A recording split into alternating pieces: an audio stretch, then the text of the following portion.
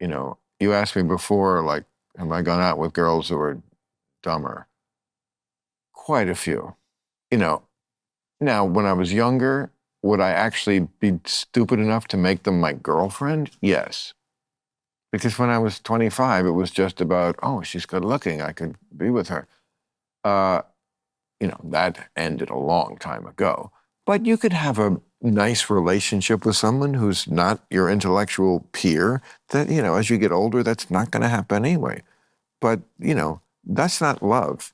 And love, I've learned more from relationships that had ended. Meaning you missed them after? Like, no, meaning like I helped them after. Like I was there for them. Like if they needed me, and sometimes they did. Because like the love stayed, you know. You just didn't like them that much anymore. I totally like them.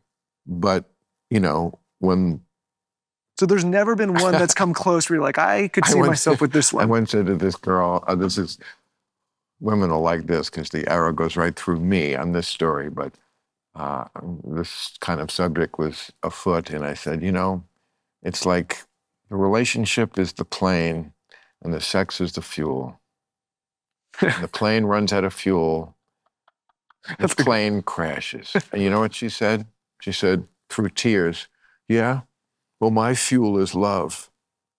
It's like, boom, okay, you got that. You got that one. We don't need to throw the red flag. Men and women are different.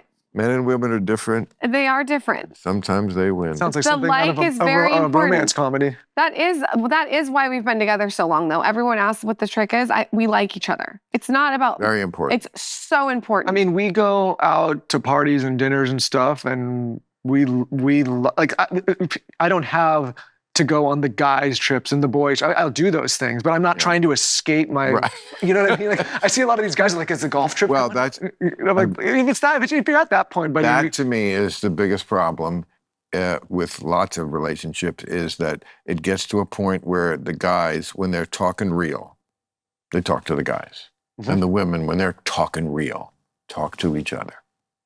And the couple doesn't really talk to each other about real shit. You know, there's this myth that the more you get to know each other, the more intimate. No, actually, the less. Because there's more things that have built up over the years, more little fights you had, more little things that would trigger somebody, you know, a memory of something bad. God forbid you ever actually had a cheating scandal and people try to get over that as if she ever forgets it. You know, all these little She never does. All these little landmines, these eggshells that you're constantly walking around. That, to me, is not a relationship. I mean, a relationship is like, I don't want to ever walk on any eggshells, you know? There's nothing I can say that will make the person, you know, make me feel bad about it, because it's honest and real. And if you have real love, you know, I don't know. And yeah, I guess that's rare, but you know, yeah, I mean, I don't... People just live these eggshelly lives that... It's not worth it. We're very careful to give relationship advice, even with the platform we have, to people, because I understand, to your point, how it's rare and everyone's circumstances are different. And I don't ever want to think that our situation is the same as somebody else's situation. And my dad used to tell me when he's like, you never give anybody relationship advice, because you tell somebody, hey, Bill, you need to be with this girl the rest of your life. You're with her and she ruins your life. I've just ruined your life. Or you say, hey, Bill, you need to break up with this girl and it was the love of your life and I've also ruined it. Just, it's just too difficult to tell people what to do. You can't win as the outside advisor. No, you can't win in a lot of those kind of situations. You definitely can't win like when you're breaking up with someone. No matter what you do, they will say you handled it wrong. Because they just want to yell. How does Bill break up with someone? Like, what's your breakup? What's your monologue? Oh. Can you please give it to me? Like, pretend you're breaking up with... Do you say, listen, we've run out of fuel? I can't. I want to hear what you actually... You saw what happened the last time I tried it. How do you break up with someone? I got crazy shot down by the greatest line ever. Yeah, that's a good one. You sit her down and you say... My fuel is love. I mean, talk about a trump card. Talk about a mic drop. Like a fuck you. What do you say? Maleness. What's your... A woman's crying in front of you. I wouldn't even try after that. I would just, no, No, I mean, it's not an issue. First of all, here's the most important thing at any age is total honesty. If you're totally honest from the get-go, I'm 68. Nobody thinks we're going down the primrose path. I love being, whenever I got, I don't know, late 50s, to a point where it was like sort of unrealistic that we would start on the path. It was like, thank you, Jesus. My whole life, I've been looking for the excuse for what I wanted my whole life, which is to stay a bachelor, to stay single. It wasn't easy. It wasn't easy. But at this point, you're saying it's like He's saying he has an excuse. I have a built-in ineligible. excuse. Yeah. I don't have to make it up. It's actually amazing. He doesn't have to worry about any of it. It I could cuts just the say, shit. if I got you pregnant tomorrow, I'd be 85 when the kid got out of high school. Yeah. Is that what you want? Yeah. And discussion over. But I mean, look, the great thing about young girls is that they don't want it either. We're at the exact same place, oddly, at different ends of the spectrum. Like, they're not looking for So that. what's the typical run? They're so just over. The guys their age are so horrible. Oh, I don't blame him. Horrible. I hear nothing but the complaints about these. They don't know how to talk to a girl. They're pussies. Yeah. They grew up on the phone and porn, so they think anal is like first base and choking is second. Or so. I mean, He's they right. just. Yeah, It's we're the last. We're, right. we're one I of could the, be 1,000 is- years old, and it would be better than talking to that douchebag. Do you know what's funny This though? is why, though, I just said on our show I would never be married if it wasn't for Michael because of what you're saying. This is the kind of that's. But what you know, he's you know, right. you know what's It's funny, like, Bill? We're It's slim closer. pickings out there. It's slim pickings. We're closer in age to the people you're describing than to you, but we probably relate more to you because we were the last generation to not have phones. Like we didn't get one of these with social media until we Right. got out of college. That is a key difference. So You're right. I went through college, high school, Yeah. middle school as you did, basically. Right. You know, and it's funny, we have younger siblings and they grew up with nothing but this, the dating apps, the social, like we didn't have any of this. And so we had to go through normal interactions. But from a relatability standpoint, I think a lot of older cuss millennials actually relate less to the age younger You're and totally more right. to the older That is people. the key demarcation. It's the technology. Is when people grew up with it as an appendage, as they never knew anything different. Yeah, I mean, like I said, I remember you had to go outside, you had to play. When you would find a girl, you would have, like, there was one girl. You didn't have endless supply of It's made. swipes. I'll tell you what it is for me. It's made people lazy, and it's made men that are my age Totally. lazy. And the problem for me isn't the porn or the anal or the no conversation, but it's the laziness and it's the lack of discipline and the distraction is the phone. It's a turnoff. It's not multifaceted. It's not interesting.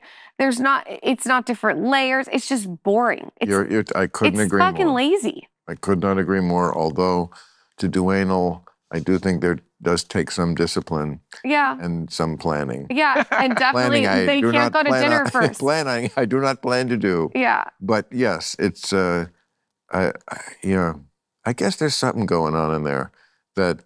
But I look at that like heroin. Like it's the one drug I never did. Maybe it's that great. I don't want to know. Yeah. You know. Yeah. I'm kind of good with what I have. Maybe it would be worse if I found something that made me feel that good. Well, the Like, way I and think about it is Getting like, fucked in the ass while I'm on heroin. Yeah, you could try it as a last That- hurrah. that could be the last. That's what you're going to need. If you wanted to do like a blackout show, that's your last show. That might be kind of That's cool. the way you end the show. The way to go out. Yeah, kind of a Sopranos ending. Yeah. But me on heroin getting fucked in the ass. So, Pull that clip. Someone pull that clip. but you're never tempted to do anything like out of the box to keep the spark alive. Sure, we do out of the box no, stuff. but no, okay, out of What the do you box. in the consider sense- out of the box? Well, No. I mean, like, is it going to Because like girls and guys think of that different. I remember one time, listen to this. I'm on a plane and I'm going somewhere and I'm meeting this girl in, I didn't want to say the city, but a sexy city. And she's like, oh, when we get there, I'm blood this and then all the sexy. And I knew, I mean, it was just rose petals on the floor. Yeah. You know, like, but if I was younger when she had done it, I would have thought, oh, great, she's bringing a girl, gonna have a threesome. No, that's what the guy thinks. It's like, We've had a and lot her of these. thing, there was candles and rose petals leading to the bed. But with the younger girls that you're dating, I feel like they are suggesting threesomes, no? Well, first of all, dating, please. I spend all my time on improving America. I don't have time Okay, what for do you any want to sort call of it? dating or any sort What about of all those? anything. There was that line of women when we walked Yeah. in. They are never in a line. Playmates I that feel play. that's wrong, and we don't call them extras. Okay. We call them background. No, we don't use that term anymore. They're midgets. Wait, that's wrong too. I don't know. Yeah. You gotta be careful what you use nowadays. Is there anything that you've said that's taken you close to the edge where you're like, ooh, maybe that one's like I shouldn't have said? Fuck yeah. Or I've been fired, bro. no, I know. Are you kidding? I was thrown off the ABC Disney network. But at the time, did you think I that? don't know that Disney's the right match. Yeah, I wouldn't. I mean, you know, they saw it as defending the terrorists, which I don't know, something bothered people about that. But, you know, look, if I started to pull my punches, I would lose the bond I have with my audience, which is the key thing in my life and what gives me what I have, everything. I mean, that's how I got these pool cues. I mean, everything came from that. So, well, you know, what's funny is like I run my day job is I run a media business that produces a lot of shows, and I always tell people, I said, listen, if you want to play the safe middle where you don't really say anything, you don't really share how you feel, like if I'm reading my executive, I watch the numbers on people that do that, and it's just like nobody cares. It's boring. It's vanilla. Yeah, and it's those not people are interesting. also successful. There are many of them. To a degree. Yeah, I mean, to a degree. In ways that I am not. But I don't wish I was them. But yeah, you can be very successful not offending people. Don't you think honesty is something that people say they want, and not a giant majority want that. Yes, there is a great audience, and I think it's a much more sophisticated and better audience that wants honesty and likes that. But it is not everybody. I know some people very, very close to me who don't want that. They just want to hear what their team already believes and says. They do not want anything entering their headspace that makes them question this Manichaean one side versus the other world we live in. They're on the good team. There's this bad team. There's no difference in between. One side lies. One side always tells the truth. It's wrong. It's bullshit. But that's it. For some people, nuance equals nervous. Yeah. They don't want nuance. But it's to your point earlier, it seems like a lack of intelligence to not continue to question and to be so fixated on just your side. It's not smart. I believe that completely. I could sign my name to that statement. You can't hear any other one's opinion. But it's not that simple. It's very similar to the question I asked when I made my religious movie, Religulous, that my question wasn't, am I going to find my spirituality, or am I really an atheist? That I knew already. It was, how can so many people who are otherwise super intelligent believe in the bullshit that religion tells them? How can you be a scientist and believe in the virgin birth? And so my point is that it's just never that simple. It's tempting to say, oh, you people are just stupid because you don't get it. They're not stupid. They just perceive reality differently, and everybody has gaps. I mean, I feel, because I'm me in my head, I don't have those gaps, but maybe I do. I feel like I can easily see the gaps in their logic.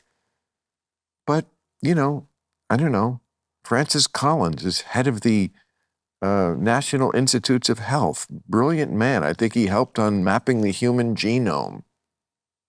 Christian believes that God flew down like a dove and fucked a Palestinian girl named Mary, and then she had this boy Jesus who walked on water and raised the dead back, and then he came back to life. And I can't explain that. And while we're still on this earth, unless AI takes over, maybe our brain soon, the people will always be that complicated. Yeah, I think people, like I was listening to somebody talk about this, and he was a guy that was basically saying there's so many forces stacked against you in life that at some point humans inherently have to start looking to some kind of higher power just to get through the bullshit and the odds that are already stacked against you. So I think a lot of people look to spirituality or religion or some of these, one, for that extra push, but also just for answers as to how does this all, I mean, some people think there's a simulation, some people think there's a heaven, and some people think hell. There's so many different things that people think, but I think nobody's done a good job of answering. And that's very what's next. Very analogous to our discussion earlier about medicine. Doctors are a priesthood. People are scared when they go to the doctor. Medicine is about your mortality. And you want to believe, not me, I want to hit a little differently, and I think you do, but lots of people want to believe there is this one man, my doctor, who has the answer. You're right, it's godlike. And it's just easier. Like, I've kept a detailed log of every health event I've ever had. Really? Since 1975, when I was 19. Give me an example of what would be in that log. Like anything that ever, like any medicine I started to take, any, just if I, Did you say, I've had a bout of headaches these last 3 weeks? Yeah, or really? Cut my toe, or, unfortunately the log gets more fulsome as the years go by, because when you're younger. But does that not make you more neurotic? I could look up, did I ever have a urinary tract infection? Oh yeah, I see. Here it is. I was 28.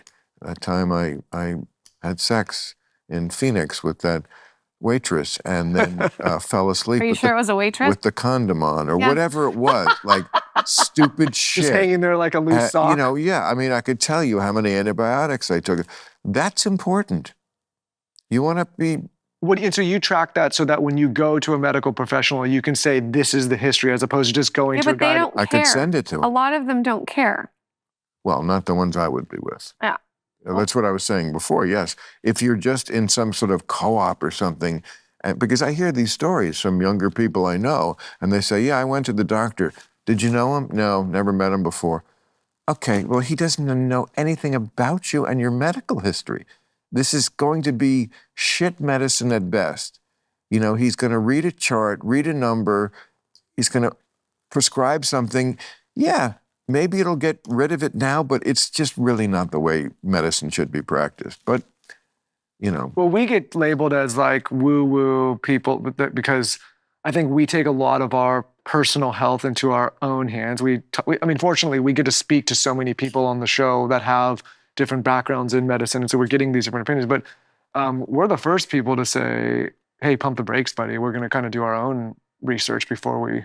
You do have to be your own guru. You have to take accountability for your own health. You can't just... Totally. It's like... Exactly. And you'd be surprised. Maybe you wouldn't be surprised. So many people get so mad at us when we say, hey, because you have a doctor doesn't mean you're right. It's so easy to catch your doctor at being wrong at something.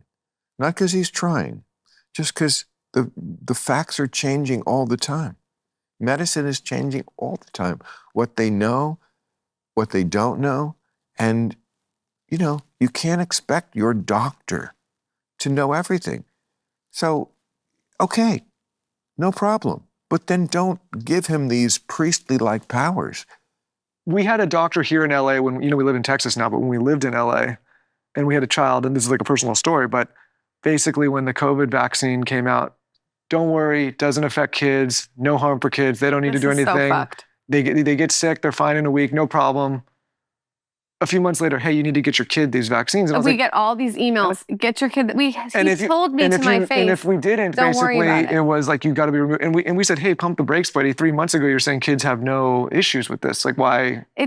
And I think, like, as parents, a lot of people felt gaslit. I don't go to that and they pediatrician anymore. They felt disheartened because you were told one thing one moment and then a different thing at another moment. And Yes, and this is where it gets... now you can't trust people. Well, and it also gets where it gets super political because this kind of stuff, yeah, this is a far left thing. Like vaccines are God's gift to the world. Let us not question anything about them. You cannot do wrong by getting as many vaccines as we can pump out into as many people as we can find, including children. Ugh. And that is just so stupid. It is so unscientific, and it's just wrong. I mean, diseases are different. The Spanish flu of 1918 killed young people. Sure. If this thing had been the Spanish flu, I would have been very scared of it. Yeah. And I would have fought you for the vaccine. But this was different. And kids, I mean, probably of all the collateral damage, and there is a lot to how we handled it, probably what we did to kids is the worst. Not just keeping them out of school. Dr. Phil came on our show and said that we're going to see the repercussions of what we did to children for years and I years think to we're come. seeing it now. Yeah. I mean, they were stupid enough to begin with. I mean, I don't know, how old are your kids? 4 and 2. So they, 4 and 2. luckily they were so young. Yeah, that, they're trying to give a 4-year-old the COVID vaccine. Well, our son got born in 2022, so he kind of missed a lot of that. But our daughter, but anyways, we have a lot of friends that had kids that were pulled out of school or sat at home and had to learn on screens and all. I mean, you want kids off the screens already. No, even before COVID, I was speaking frequently as a vaccine skeptic and have paid the price. But that was a left This thing is one for a of those while. issues where the far left said, enough of Bill Maher. But don't you think This is just- the and- left at one point were the ones that were the most skeptical of Well, vaccines? Some of them, yes. There was always those, the hippies, yes. But that wasn't a right issue. It became that. It became completely political, whereas, yes, it is a little bifurcated because there is a division of the left, hippie types, who are anti-vax. But the majority of the left viewpoint is always super safety. Like, we're the good people because we believe in the maximum amount of safety and what you have to do for safety. And yes, if we put this in the car, this law that says a bing goes off if you leave your child in the back seat, which will cost everybody, I don't know, $2,000 more for every car they buy. We're good people. As if that's a thing. You know, yes, people do leave kids in the backseat sometimes, usually because they intend to, which is how sick humanity is, or they're crackheads, and a little bing is not going to change it. Anyway, that's always their thing, more safety. So more vaccines was better, always better. And it's just not scientific. And you probably hurt your kids because, look, nobody knows the answer to this. I was going to say, before even COVID, I was always questioning this by saying, look, I don't know what causes cancer. And I'm not saying it's vaccines, and I don't think it is. But what we don't know is that it is some confluence of things we're doing to ourselves that we weren't doing 100 years ago. Sure. When cancer rates were much lower. So is vaccine something that is in that mix if we actually could study this? Along with electromagnetic energy and lots of other things, that mercury and chemicals that weren't around before and plastics, a million things. We just did an God episode. forbid you ask that question, though. It's a legitimate question for which I don't have the answer, and neither do you. We just did an episode. And neither do you. So if I'm going to have to make the choice between a vaccine or not, I'm going to go, in general, I would rather trust my immune system as I have learned to treat it and nourish it, as opposed to a vaccine. But again, if it's the Spanish flu, then it's different. Well, we were Why even not? saying, We'll talk, was it on our show where we were just talking about how you do some form of intermittent fasting at times where you don't eat? Like that was another thing. I mean, my biggest problem was I trusted my immune system and my metabolic health at the time, and I hated the idea that we were categorizing every single person of every single age group as the same. you totally don't need that vaccine. I can tell by looking at you. Of course. And you don't need it either. Of course. I can tell that with the naked eye. You don't need that vaccine. And I'm sure there are people, oh, Bill, look at that, a comedian diagnosing 2 people. He's not a doctor, and he's saying you can do it just with the naked eye. Yeah, you know what? There's a small chance that couldn't be right, but everything is a small chance it couldn't be right. But actually, I'm right. I can just look at you. I know your age. I know I can see you're healthy. I've had many doctors say to me, usually I can tell when somebody walks into my office if they're healthy or not. You literally wear it on your face. Yep. Now, there are things obviously that are more complicated than that, but you don't need the vaccine. Other people did, and I'm glad they had it. It saved millions of lives. I say that every time this comes up because I want the people to understand. I'm not unreasonable about this. I get it. But the lives it saved were mostly people who had done to themselves ill health to begin with. Not all to themselves. Yes, there's lots of people of compromised situations, not their fault. We shouldn't even ask if it's their fault. Doesn't matter. They should get life-saving treatment no matter what. We all do shit to ourselves that hurts ourselves. We don't want to start down that road of, oh, you're a smoker, so you don't get to. No, we all are doing something, even if it's like stress or Whatever it is. martinis or whatever, drugs. But, if you're healthy and you don't need something, that's it. That's all people like us are asking. And again, the irony is it's the most reasonable position, not the most unreasonable. So you as somebody who has traditionally, I think, you're more moderate, but leaned a little more left, during that period of time, what was it like when you started catching flack for speaking out like this? Same as with all these issues that the left has gone nuts about. It's the subject basically of the book I put out this year. It's probably the subject of the special I'm going to do at the end of the year. I haven't changed. I'm basically what I've always been, left of center, but not afraid to call out the bullshit that happens anywhere, including on the left. They just didn't used to be as crazy. I noticed it. They do this all the time. They do nutty shit, and then I notice it and they blame me. Okay, it's not my fault, and I'm not going to hold my tongue when you do nutty shit. And the response to COVID was nutty to my view, and it was driven. Look, part of it happened under Trump, but most of it was driven by the hypersensitivity, hyper-safetyism of the left. And again, always about the identity politics. In this case, obese people. We could not mention that. This is, again, a scientific situation. Let the science rule. Isn't that what the liberals are always saying? Follow the science. Okay, the science told us who was vulnerable. It would be like saying, well, AIDS, we don't know who it attacks. Well, we do. Gay men and intravenous drug users in America, that's not saying I'm against those groups. I'm all for helping those groups or any groups that need our help medically. But that's just the scientific fact.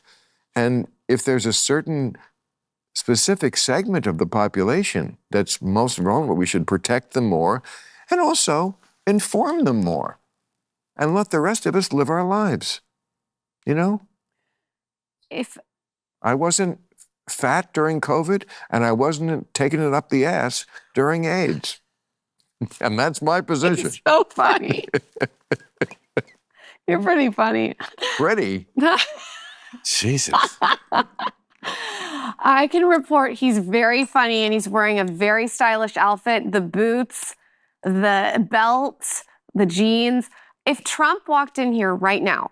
You're like my obvious demographic. You know me, like me, watch me. You don't know the fuck about me. Yeah, But now you're going to get her I'm into it. to more I'm into into it. Good. That's why we're doing this. You know, I love that. I know what's so funny. I love new people. She'll bring people on the show. Yeah, I'll be there. I saw Bring a baby oil. I'll teach people some techniques. She brings a lot of people on our show, and I am in the boat. I'm like, what's going on here? And I can't watch what they do until after I meet them. And then so I feel like now she's going to. No, I obviously know who Bill is. No, I've seen him. Know who Bill is. I do. After 31 years, Hi, she knows I'm Bill. who I'm I am. Michael. Yeah, hi, nice to meet you.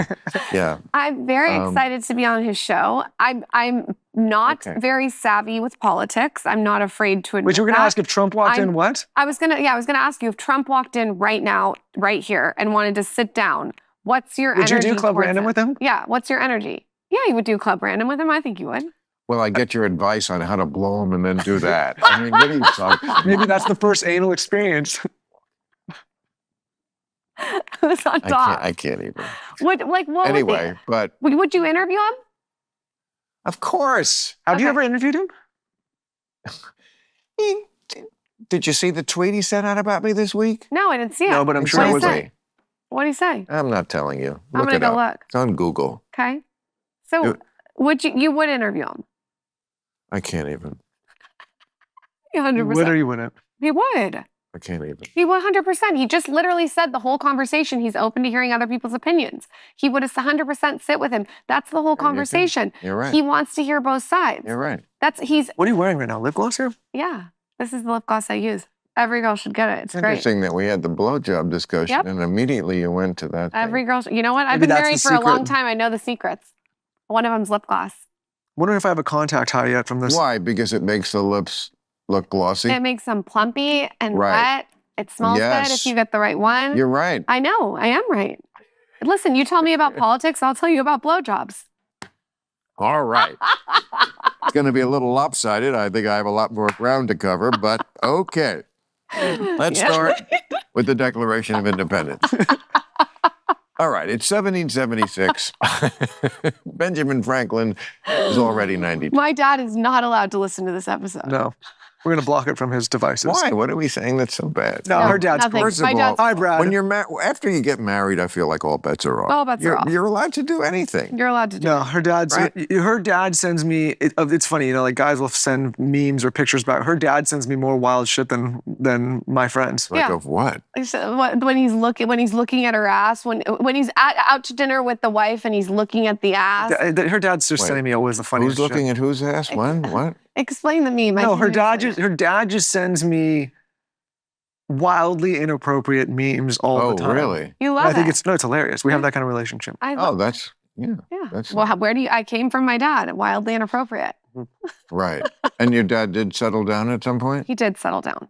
How long has that been now? It's been 20 years. Oh, wow. It's He's been around your age. yeah. He's Yeah. around your age. And how old is the wife? The wife's younger, 15 years younger, I think. But listen, she's the one that Not said, a bad Not a bad start. I'm never marrying you. You're never going to get me. You wish. Just like you. Yeah, it works. This Pamela Anderson says the way to Wow. get a guy is to tell them that you'll never marry them. They can't help it. It's the truth. I mean, I do find that amazingly attractive if some girl says, I really am not Like the interested in chase. married, but it's not like it's not like because I'm chasing her. I mean, at my age, I'm not chasing anybody. I mean, I think I've earned it. You got to chase me. I mean, I've done it for 50 years. Do you ever chase a girl though? No. First of all, they Ever. wouldn't want me if I did. There's nothing less attractive. I like to be Then- pursued. I like to be a little. Not at my age. I like. You cannot do it at my age. It's just Really? wrong. I like to It's be just hunted. wrong. I would never hit on a girl at my age. If they hit on me, that's a different story. Okay. But I would never hit on them. That's just wrong. I would never hit on a guy. I would So want to you hit on wait me. for the approach. I'm not doing anything. I told you, I'm good. Girls are taking notes. I'm good. Okay, he's good. I'm good. He's playing the old "I'm good, We're gonna I'm get not we're available." gonna get the True. lowdown from you off here, Bill. Well- You're holding back on us. Yeah. You're not telling us the full story. I told you right up front I'm holding back on you. I don't want to talk about the specifics of my you don't life. wanna Bill, meet my I just hot met you friends? today, and you're asking me about anal, and you're holding back on us. I didn't. Well, I did, I guess. Well, I mean, come on. That's. You asked my wife about anal, fascinated. Bill. I have to tell you, I once had a distant relative who they were. Was married, like my second uncle or something, and he was married to somebody, and they worked together, like you do, Okay. in a furniture store. Okay. They like got up in the morning and like made breakfast together and then got in the car together and drove to the furniture store and worked all day in the furniture store together and then went home and then had dinner together and Sounds like us. We're not working. We don't work in a fucking furniture store. even as a child, I thought, wow, It's a lot. this. Let me tell you something. I don't even like girls yet, and I'm already tired of this one. If I was selling couches with my wife, we wouldn't be sitting here. Right. So yeah, like you only see each other when you do the podcast. We have our own businesses. We come together to do the show. It's like a side hustle that we do together. Coming together is so important. I also think I'm a big believer in ignoring your husband. I do a lot of different tricks and tips where I just ignore him. Tricks and tips. Yeah, like I'll decline his call. I don't text back right away. I'm I don't know. unavailable. I don't notice this stuff though. Yes, you do, because you won't leave me alone. Oh, I don't. You won't leave me alone. No, no. He likes it. It's like I just figured you're doing constantly something. Has to pursue. Right. You'll have to interview me alone. This goes under the category. You're not dealing with it. Well, definitely You don't not. know. But this goes under the category of Psychotic? no. We're just all different. This is such a personal thing. Yeah. How we relate, which is why we should never judge. No one judge me. I don't judge you. What works for you? You know what? When she's doing that, I'm just playing my video games, Right. being like, man, this is No, great. you are. Why is it so quiet in the house? That's such a lie. Like anything like that would never work for me because I would know it's contrived. Yeah. It's not she contrived. likes I her really little am games. busy. I really am busy. I'm Okay, doing well- my own thing. I'm running my business. Sorry. But you say it turns him on. Yeah, he likes it. Okay, well that sounds a little contrived to me, like a little like. A little manipulation never hurts. Hey, you know what? If whatever gets the Whatever works. flag up the pole, you know. I honestly just thought that it was really quiet in the house for a few hours. right. And that, Bill, I do enjoy when I Right. have a little bit of a... But like, yeah, that wouldn't work for me. But I like to but starve whatever, in but with if- my presence. But starving, I totally get because that's, you know, not to give away too much, but that's a little bit of my secret.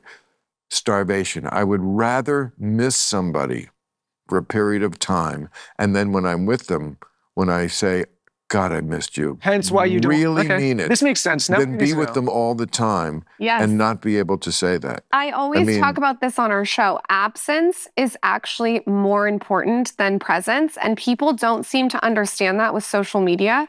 They constantly think that they have to be present, but what it actually ends up doing is saturating. But you guys live together with kids. You don't have absence. I have absence. I have all different kinds of tricks up my sleeve. No, but I think people look at us You've and got they to think... keep it That's hot. not real absence. We've been married for a long time. Oh, I understand. No, I'm just saying. I go away. But real absence is like absence. No, we're not away from it. We're not apart from each Sometimes- other. And You that's know- a, and Longer time. again, No. whatever works.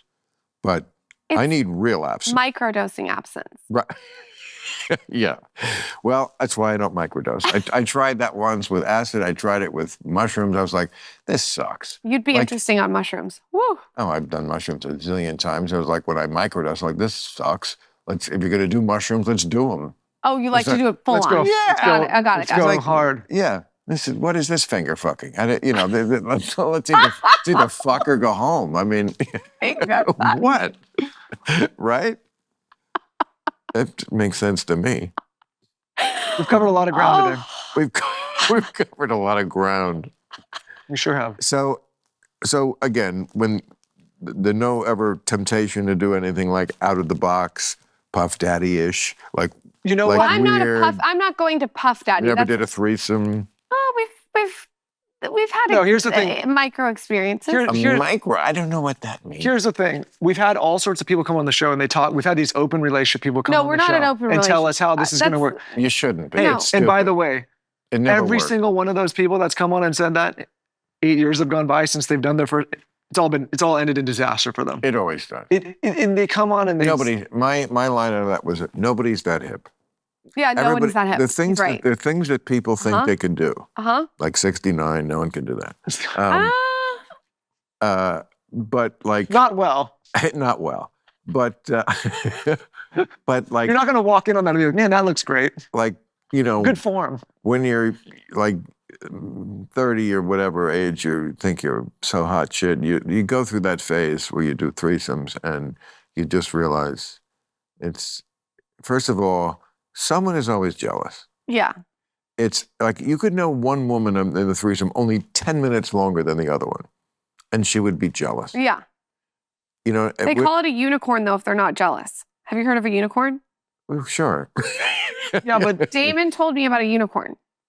Oh, Damon, Damon. please. You should have Damon in here. No, I shouldn't. Yeah, it's pretty. No, I like him.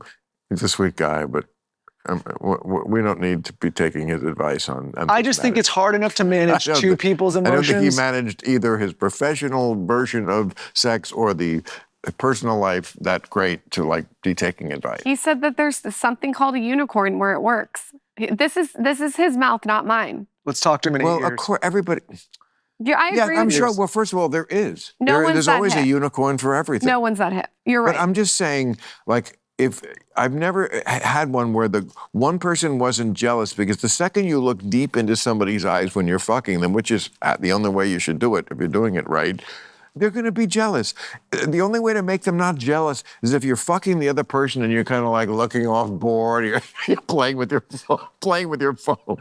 Why? Then you'd be okay. You should have a threesome expert. Oh, I didn't even realize I was fucking her. Then you'd be okay. Other than that, somebody's going to be jealous, and it's I can just rationalize it in my brain, and I just think I can see it going wrong in so many ways that it's just off the dinner menu for me, if that makes sense. Like Right. I could see it being exciting for a minute, and then a is. total That's train wreck right exactly- out. I don't. First of all, You and I are similar like that. I don't need. I go through and I think about. It's not worth the problem. Be super into the one person you're doing. It's not designed for three people. It's so funny now that we live in the age where everybody is non-binary and on the spectrum and gay and fluid and trans. I'm like, yeah, but you know what? Whenever I'm like having actual sex and the penis goes in the vagina and it feels amazing to her and amazing to me, I'm thinking like, geez, it's almost like we were designed to do it this way, you know? And even a threesome is like a violation of that. It's like, yeah, but I'd also like to think that I'm that manly, but I don't know. I don't believe that I'm going to be that great and being able to go in both. you're not. You only have one dick. Yeah, I can't. I don't have. Men are not good multitaskers in general. The worst. You've never seen I'd worse. rather dominate one than disappoint two. Okay. I like that. I bet you they're gonna pull that clip. That's how you end the show. That's That's the title the of this clip. episode. I'd rather dominate one than disappoint two. That is the. That's the name of this episode. Well, we don't name the episodes, but I know you're going to plug it on your show. I will plug it on my show. You've got to get everybody on your show All the women to watch this show. Yeah, They should anyway. They'd enjoy it. Yeah, a lot of women, a lot of millennial women. I'll get them to. This come. is probably the best thing you could do for your phase 1 life. Yeah, I'm scared of the applications that you're gonna get. I'm good. No, I don't think he's good. Well, you might be better now. I'm good. Maybe. Bill, thank you for having us.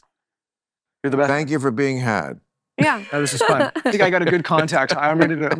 Maybe I'll stay up past 11. You guys don't smoke the wacky weed? I don't know how you smoke and you don't get high. You're like normal. I don't? No. Jesus, what a disappointment. I was feeling great. Wait. What do you mean I don't get high? If I smoked one hit That's of that. you.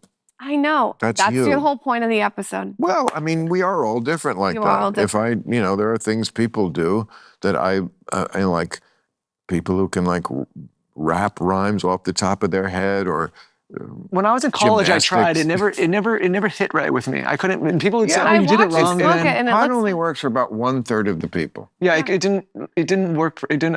I No. couldn't.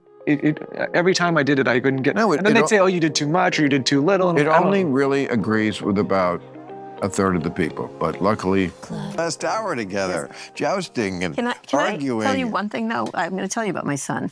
He was in Argentina for the year, and they had one of those Gaza protests, like for Gaza. Right. He refused to do it, Well, good. and he got canceled by some people in his class. And he said, I have a lot of questions because I think it's a lot more complex, and I'm not going to just sit down and. Good.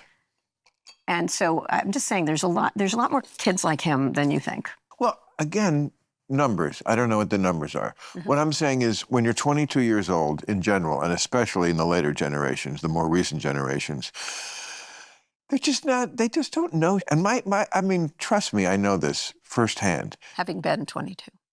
Well, having been 22 and knowing 22-year-olds. Mm-hmm. Like, there's lots of people in this country who just would never watch a show like Real Time because I'm like speaking Chinese. I had a kid here one of the first podcasts we did, one of the first Club Randoms. He's a big TikToker, sweet guy. I liked him a lot. And we were talking about, he's 30.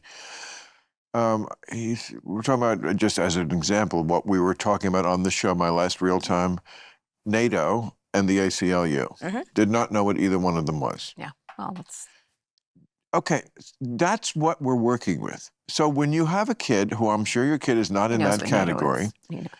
right? I'm sure okay, but I don't think that's more than 20%. I think that's about 20% are aware of like this, the big bad world out there, and the other ones are just in their God knows what TikTok zone of whatever. Which I also think most people are, because I think we lived with an information desert. Now we have an information flood. And so now it's the same difference. A desert or a flood, it's the same difference with people. Oh, I thought you said information slut. Slut, yes. Nobody's an information Which I slut think like is the the- two of us. The two of us.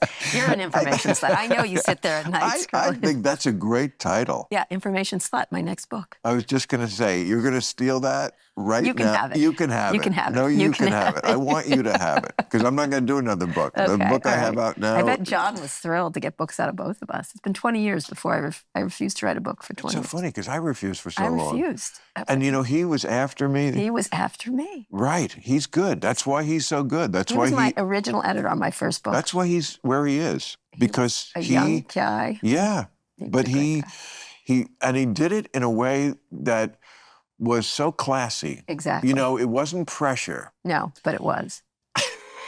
Well, yeah, I mean, Right, yeah. but in a good way, because it made us do something that I bet you feel the same way.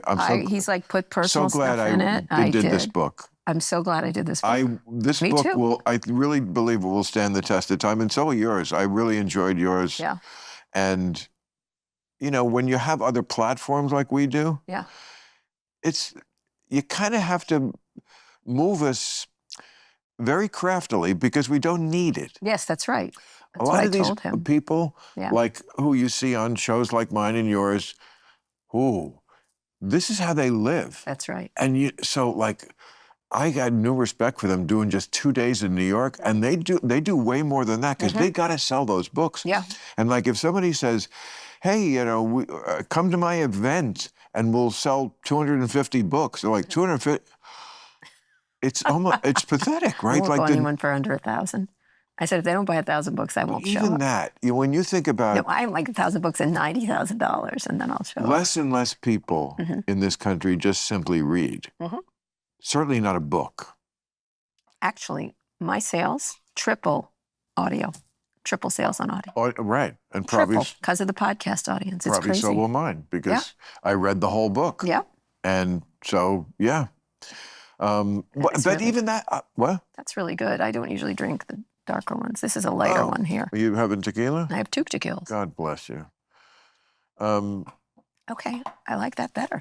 This is the celebrity one, the Randy, whatever, ding dong, the husband of Who? Cindy Crawford. Him. Oh, right. Yeah, Randy, handsome Randy. And Clooney. Clooney, his yeah, it's partner? not as good as this. Right. And this is, I call this the Kardashian. Is this the Kardashian? Yeah, because that's Kendall. Kendall? I Is don't it? know. She's a Yeah, genius. I don't know. She's a fucking genius. They've been nice to me, so I keep them. I just was with Kim Kardashian in Germany. And? It was nice. She's fine. No, She should've they're bothered. very nice people. I mean, and I think I mean, they're. Chris would rip your face off if she had to. She would eat it, for lunch. I had her right there. She was very nice. She's very nice, but I'm just saying she's a sharp fucking she's a- entrepreneur. Yes. That's all I mean, is she's got all Oh, the characteristics of an I know. entrepreneur. She really, so does Yes. Kim. So does Kim. And it seems like they're not afraid to be on all the time with that. No, like That's who everything they are. is. Yeah, it doesn't make them bad people. No, I mean, I'm a capitalist. Yeah. Does that make me a bad person? Are you? I'm a capitalist. Okay, We're good. both capitalists. Even Elizabeth Warren said, Yeah. "I'm a capitalist to my bones." Yeah, Okay, so I yeah, think she is. I mean, these people who, and again, let's not go back to all the kids, Mhm. but it's just to me perfect example of when you don't teach kids things, Right. and when they have combined with the bad attitude Mhm. of we don't need to know a lot of things because we were given trophies as a child, and so we just know we're exceptional because our parents told us that constantly. You're fucking exceptional. That is not true, but I'm going to push back. But a on lot of parents do put that in their kids' minds. Okay, Sure. this is how you get kids saying things like communism. Maybe we should give that another try. Because they didn't learn about it and how awful and incredibly evil it is. And because they didn't bother to like look in the past because, oh, you tried it before? Yeah, get off my lawn, old man. I'll find out for myself. It's like, no, you know, us older people, we know things because we live through them. Like, we know about communism. I don't know firsthand, thank God, because it's one of the most corrosive things that ever happened. I would agree. Yeah. Yeah. Although, again, I had a discussion with my son about this. He goes, when people say we should try communism, I'm like, are you fucking kidding me? Have you read history? Right. So, but he's read history. Good. Yeah. Well, But parents, not every parent gives their kids like constant, you're fantastic. I was quite hard on my not kids. everyone does any. I understand, but I'm just saying, there's less parents you think that do that. If we cannot speak in there's general, a whole group of idiot parents, and then there's actually really good parents. What is that you're putting in there? it's something to roofie your Are we drink, have and we I'm started gonna already? turn you back to heterosexuality tonight. It's you're gonna love it, and you're gonna thank me for it, just Yeah. like you thank Jonathan Karp. You're know, gonna thank me. No. I always need these persistent reminders of why I'm gay, and here we are again. Why? What did I do? No, I'm teasing Oh, you. okay. I'm teasing you.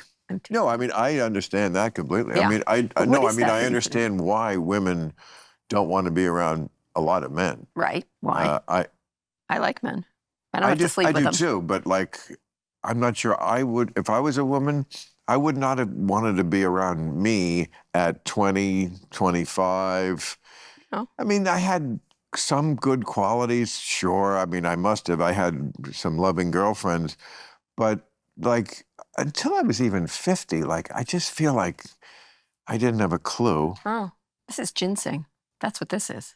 It's not ginseng. It's ginseng. It's called jing, but it's not ginseng. It says it right here. Like I say, it's a bunch of ginseng. Ginseng. Really? Oh, yeah.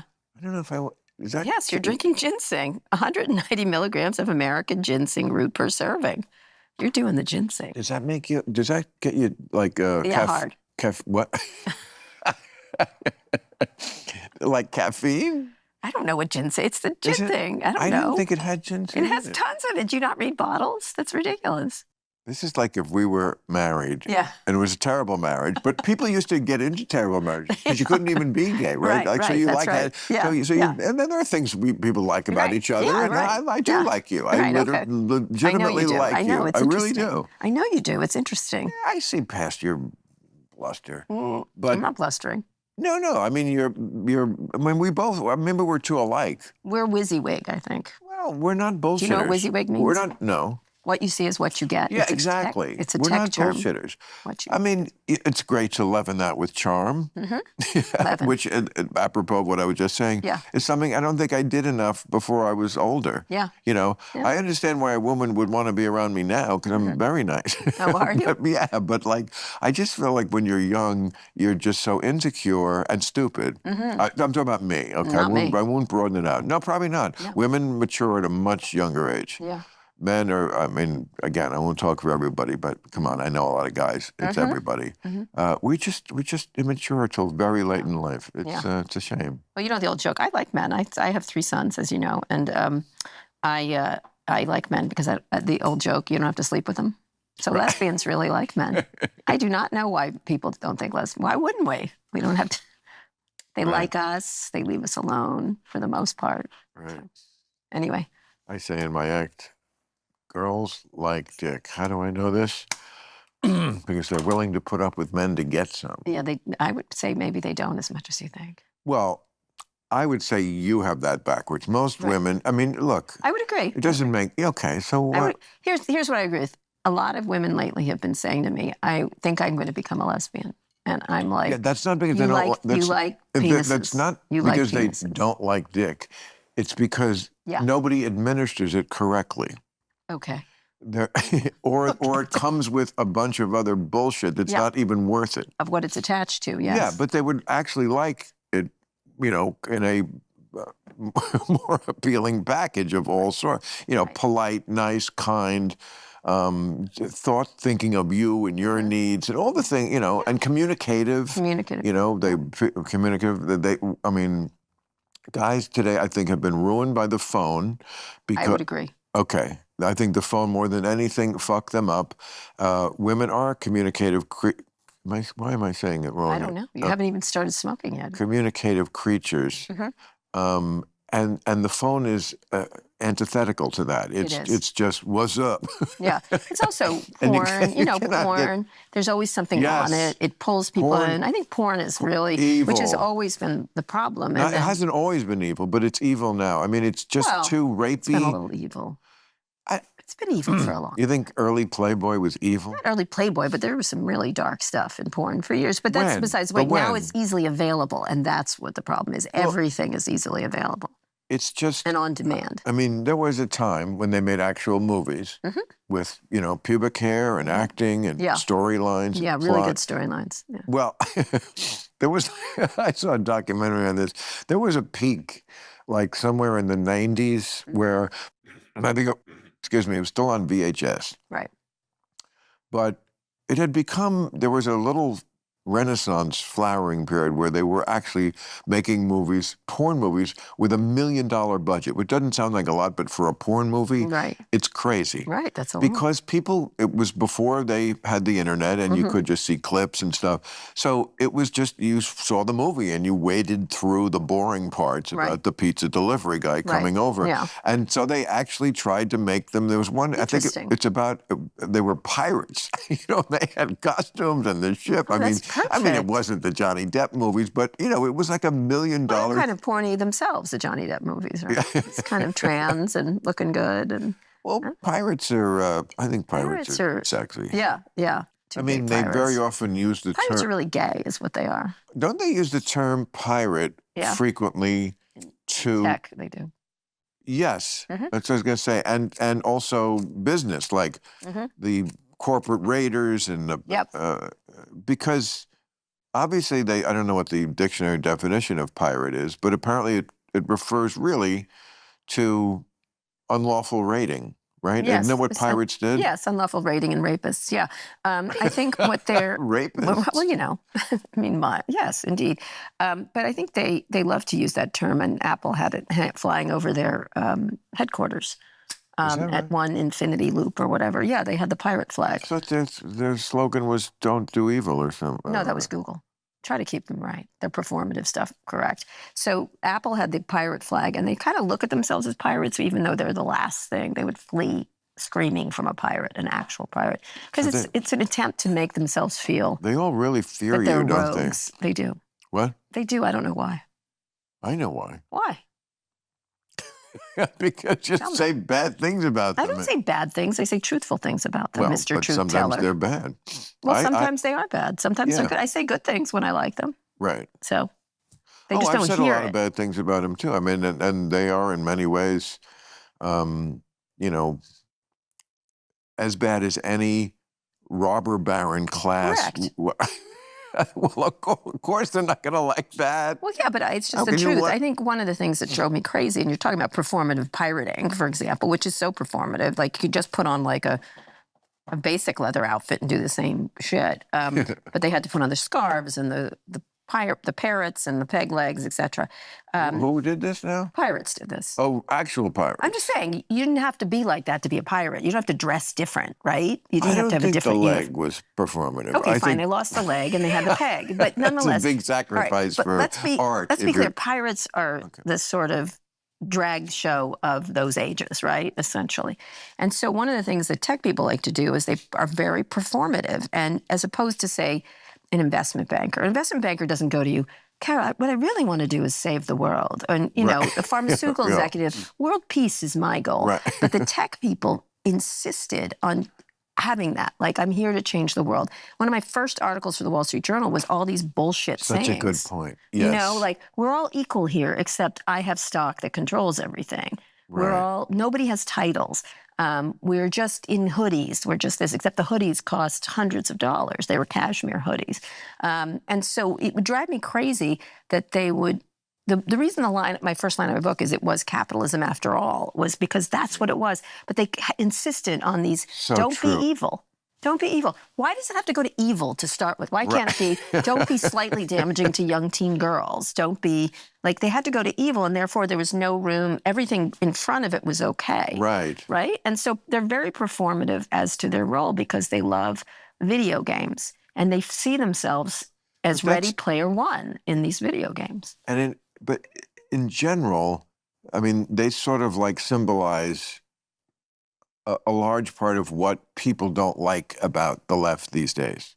They're not left. This is crap. I know, but they certainly are seen as left, and they vote. They aren't. They never were. They vote left. Not the leaders. Silicon Valley votes Democrat. They do, but not the leaders, not the people who really count with the money and the means. They were libertarian light. I would say libertarian light. But they see themselves and want to present themselves and are regarded as on the left. No, yes, I disagree with you. They were libertarian light. And they are. But I'm talking about how they're perceived. Or that's different because what they are is tolerant about gay people, tolerant about, they have tolerance that is sort of, but it's all in favor of making more money. It's like they like gay people because maybe they can make them money. Like one of the things that the right don't get is like, you should like anyone who could make you money. Like that's the kind of thing. And so they try to pretend it was out of a love of society, but in fact, it's a love of money. Yes, I'm agreeing with you. That makes them libertarian light because most of them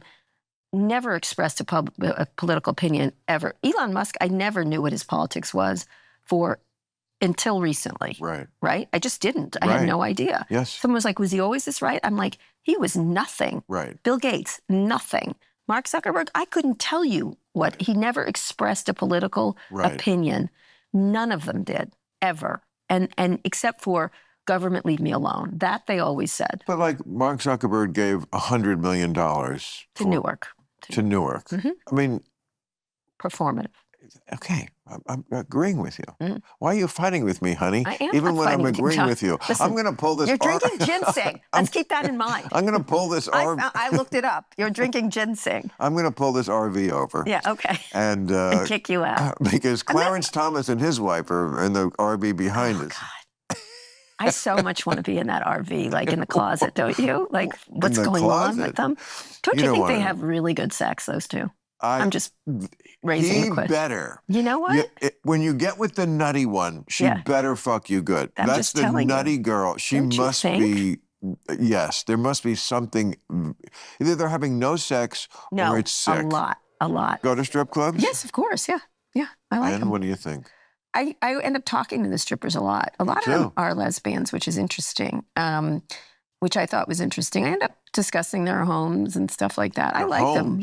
What they're like, what their life is like. Oh, I thought you meant like advising on No. Yeah, you should buy this house. It's really good real estate. I give them real estate tips. I'm always there during CES, when I used to go to CES in Vegas, and I went to the Spearmint Rhino. You've been there? Yeah, you've been to. Have I ever been there? Yeah. It doesn't ring a bell. Yes, I've been there. So all the tech guys. And it's a great club. So all the tech guys. It's very I'll be honest chill. with you, Mark Cuban invited me to come. So I went with him because he's a lot of fun. And so, and you can't get into those clubs if you're a woman, if you're not with a man. Do you know that? You have to have a man bring you in, which what a switcheroo. Because they told me, I asked, they thought it's either an ex-wife coming to be mad at their husband or wife, or it's like a feminist coming in to yell at everybody. Is that legal? I'm just telling you, that's what. No, I'm asking you. I don't know. It sounds like the kind of thing that might not be legal by the whatever civil. I don't care.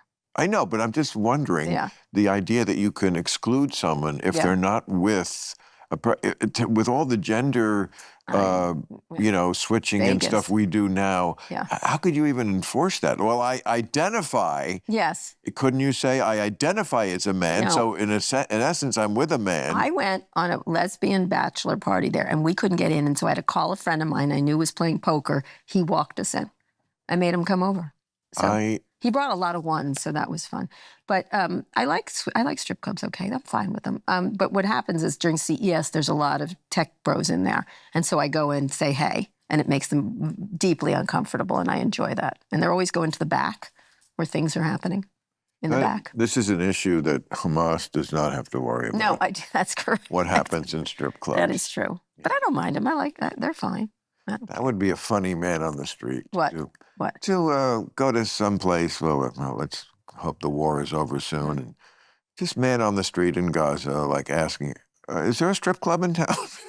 I just want to. That's nice. I don't That's know nice. if there were just. Bill, that's what- really sick. Right. It's not sick. Shocking to you. I wrote one of the earliest columns about why does Silicon Valley take money from Saudis and those countries because of the way they treat women and everything else. So they have a lot of. I wrote a lot about them. Like, how can they do this and then sort of cosplay being, feminists or whatever. They're not really feminists, but you know what I mean. It's my next editorial. Yeah, is it's about true. if you kids really are looking for a cause, I got one for you. Yeah. I really do. Yep, Mohammed Bonesaw. What is it? Mohammed Bonesaw, the MBS. That's the nickname that I gave him. Others have you met him? Are you kidding? I never go. I wrote like, I can't believe these people are investing with these people. Taking You all wouldn't this talk money. to MBS. In a place where I felt safe. Yes. Right. Yes. Yes, I certainly would. All right. Well, there's a city called Bonesaw Village. Yes. No. I don't know if you know certainly it. wouldn't go to. No, I wouldn't Saudi either. Arabia. I would not either. I wouldn't feel safe. No, I I've been do. there once, right. and I got into big arguments with people And that about. doesn't make. And there the are hell. people now saying you're Islamophobes. No. Well, phobe means fear, and if you have a legitimate fear, that doesn't make you a phobe.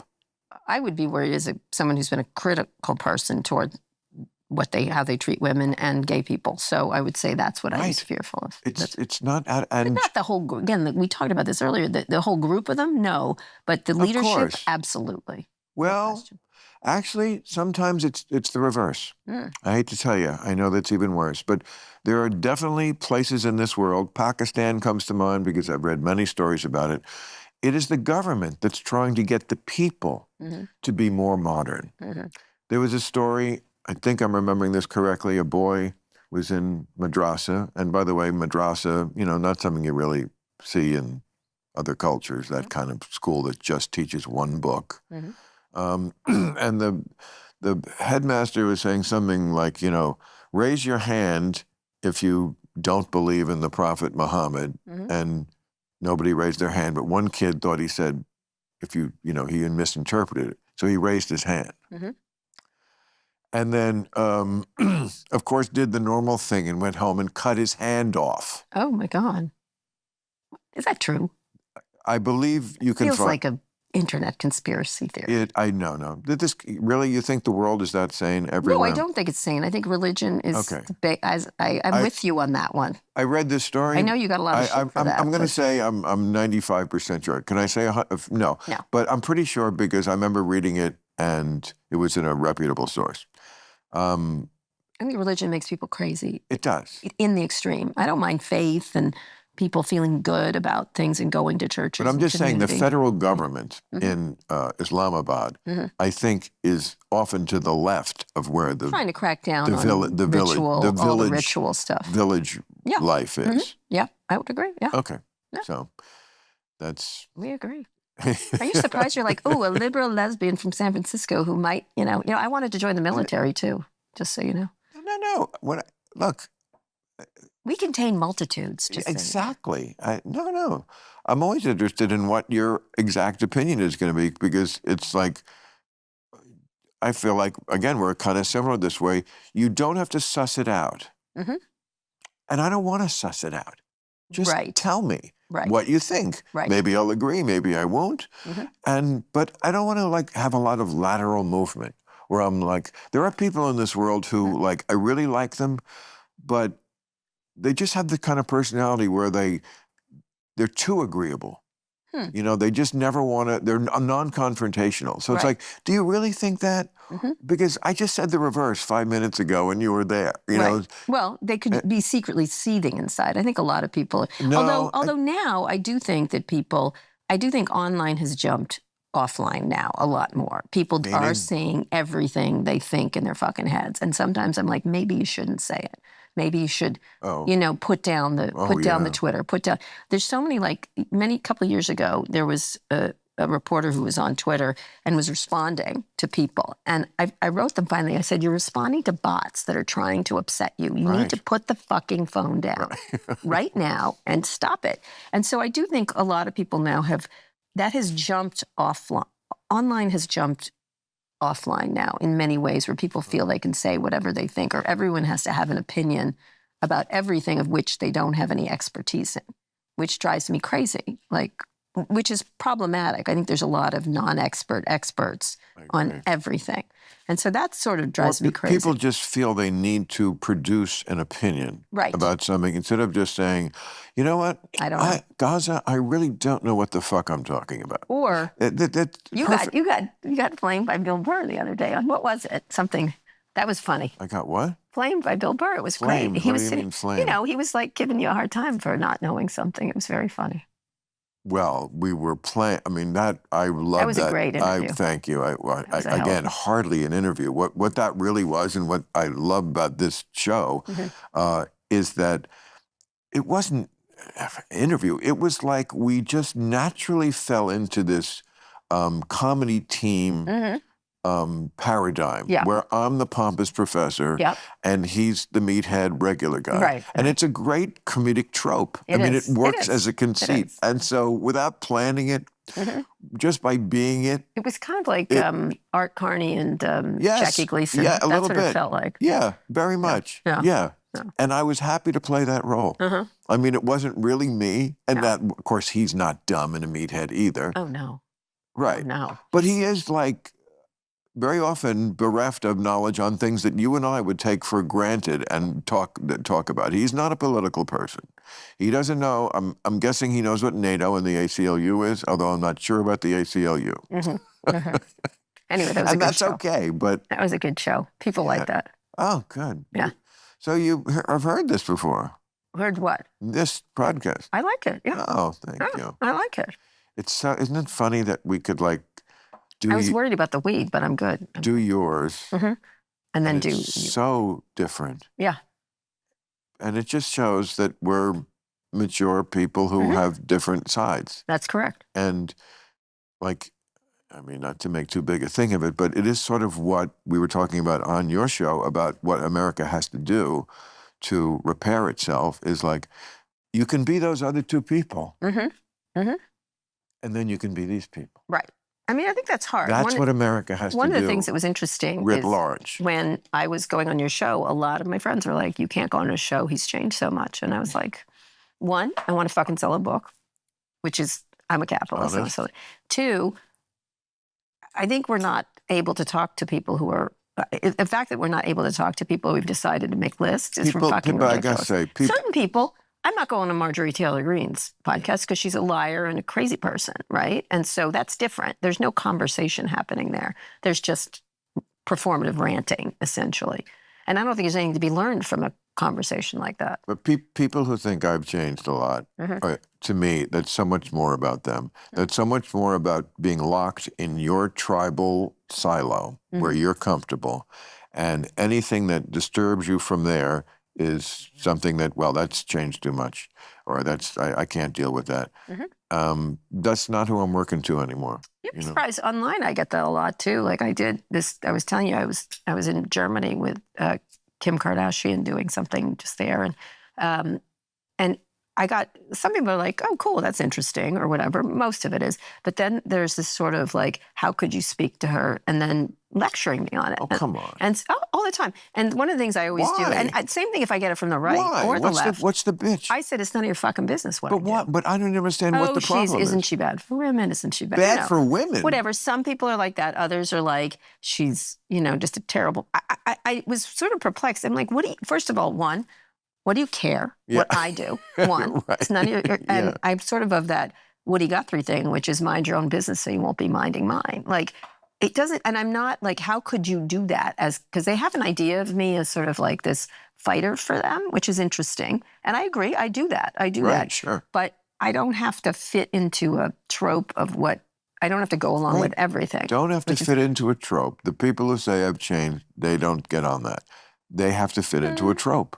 You think you've changed a little bit? I think you've changed a little bit. Everybody changes a little bit. Right. But again, did I react to the change? Yes, but I reacted the way I've always reacted to news stories.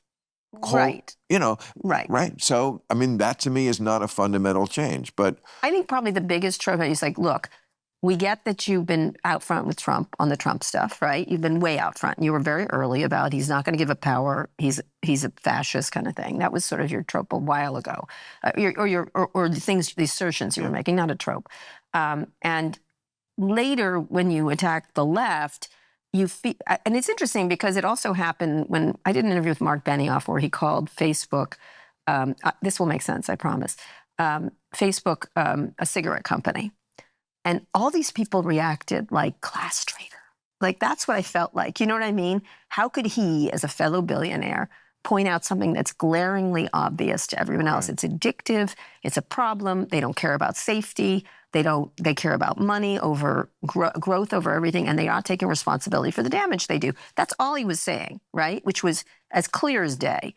The fact that when I say it, it's like, oh, she's tough on us. When he said it, he was a class traitor. That's what I got, which I thought was interesting. And so one of the things that I think is interesting is when you agree to talk to people you disagree with. Like when I did a Liz Cheney interview, same thing. They're like, how can you talk to her? She likes wars. I'm like, yes, she does. And so I will talk to her about why she likes wars, right? You know, or whatever. She doesn't like I know that. wars. You know what I mean. That's the broad thing is, you know, she gets a lot of, because she's loyal to her dad, and her dad was a problematic figure at best in American history. He is. It's going to be a complicated. But even Iraq, I would, now I was against the Iraq war, as many of us were, but I will concede all these years later, like in 50 years from now, what will people say about Correct.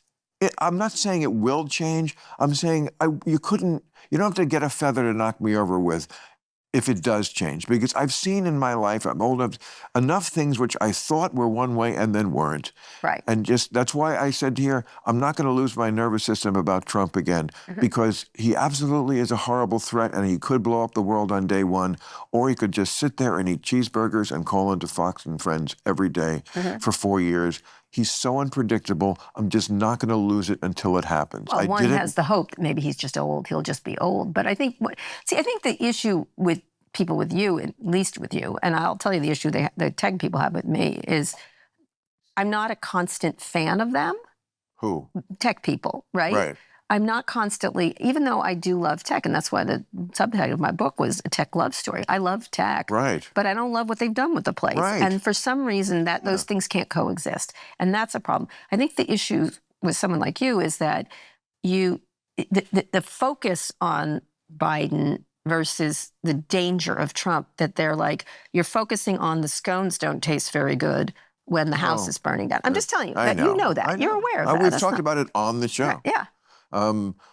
Almost everybody who I could think of who I really respect, we're kind of all on the same page here, which is like we lose our credibility if we don't talk about, as if they're not going to notice Biden's old. Yeah, please, like I do an old joke. They're both old. Wow, honey, I had never seen that before. You know, Bill Maher makes a good point. Joe Biden is old.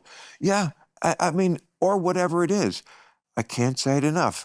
I said it many times, I would vote for his head in a jar of blue liquid over Donald Trump.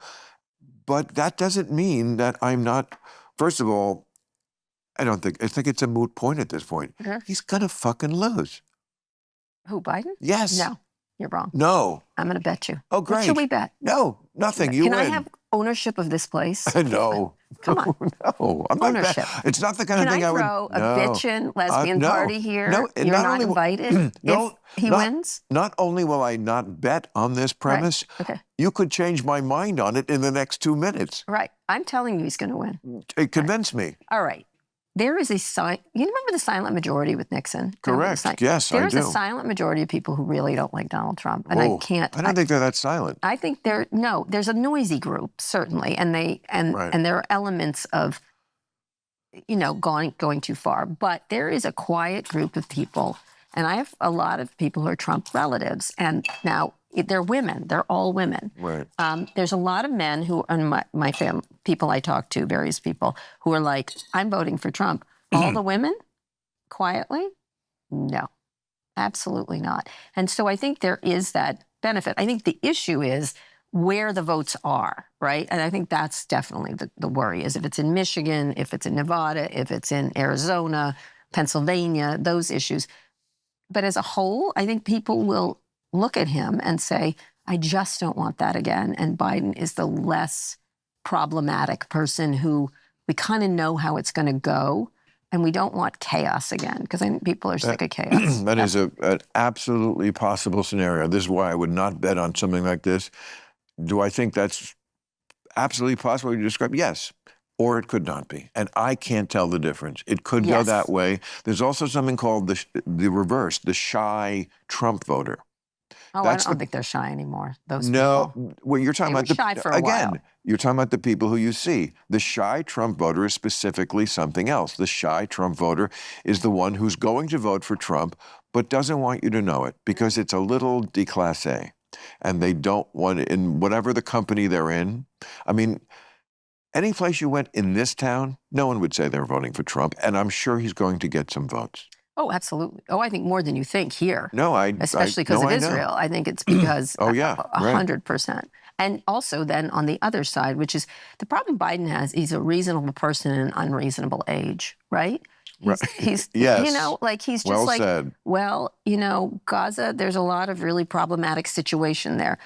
At the same time, we need to defend Israel. You can't run up the middle anymore. Right. You absolutely can't run up the middle. No, and he needs a sister soldier moment.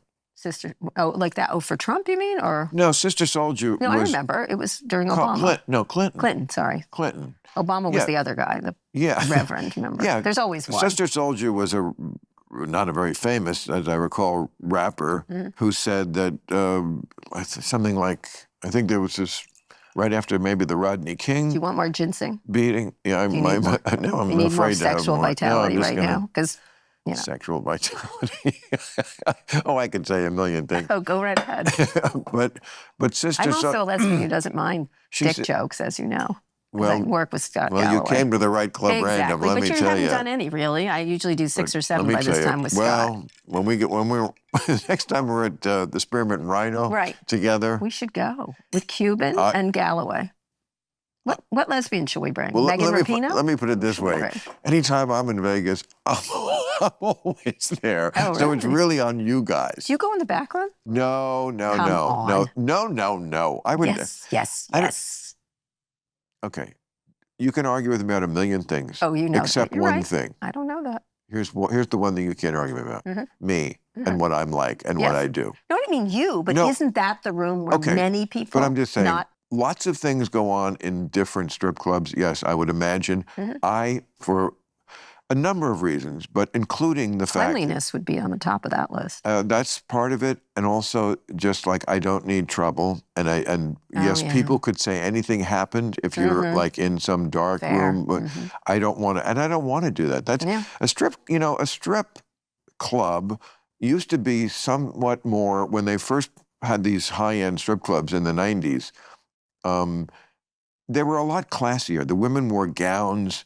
There was no lap dance. You know, they didn't grind on your dick. That's what I think ruined strip clubs. It made it sleazy. It made me feel bad for the girls. I felt like the way I feel about football players. You know, like, oh, this is entertaining, but is he getting brain damage right now? Right. Well, it's 3rd and 10, and you know, and so they kind of ruined it. And I don't want to participate in that. I just feel like a strip club is a place you can go. One, it's not too loud, which most places are too loud. Even bars, restaurants can be too loud. It's quiet. Like the Spearmint Rhino has that great VIP lounge. There's hardly anybody in there. You can just sit at a bar.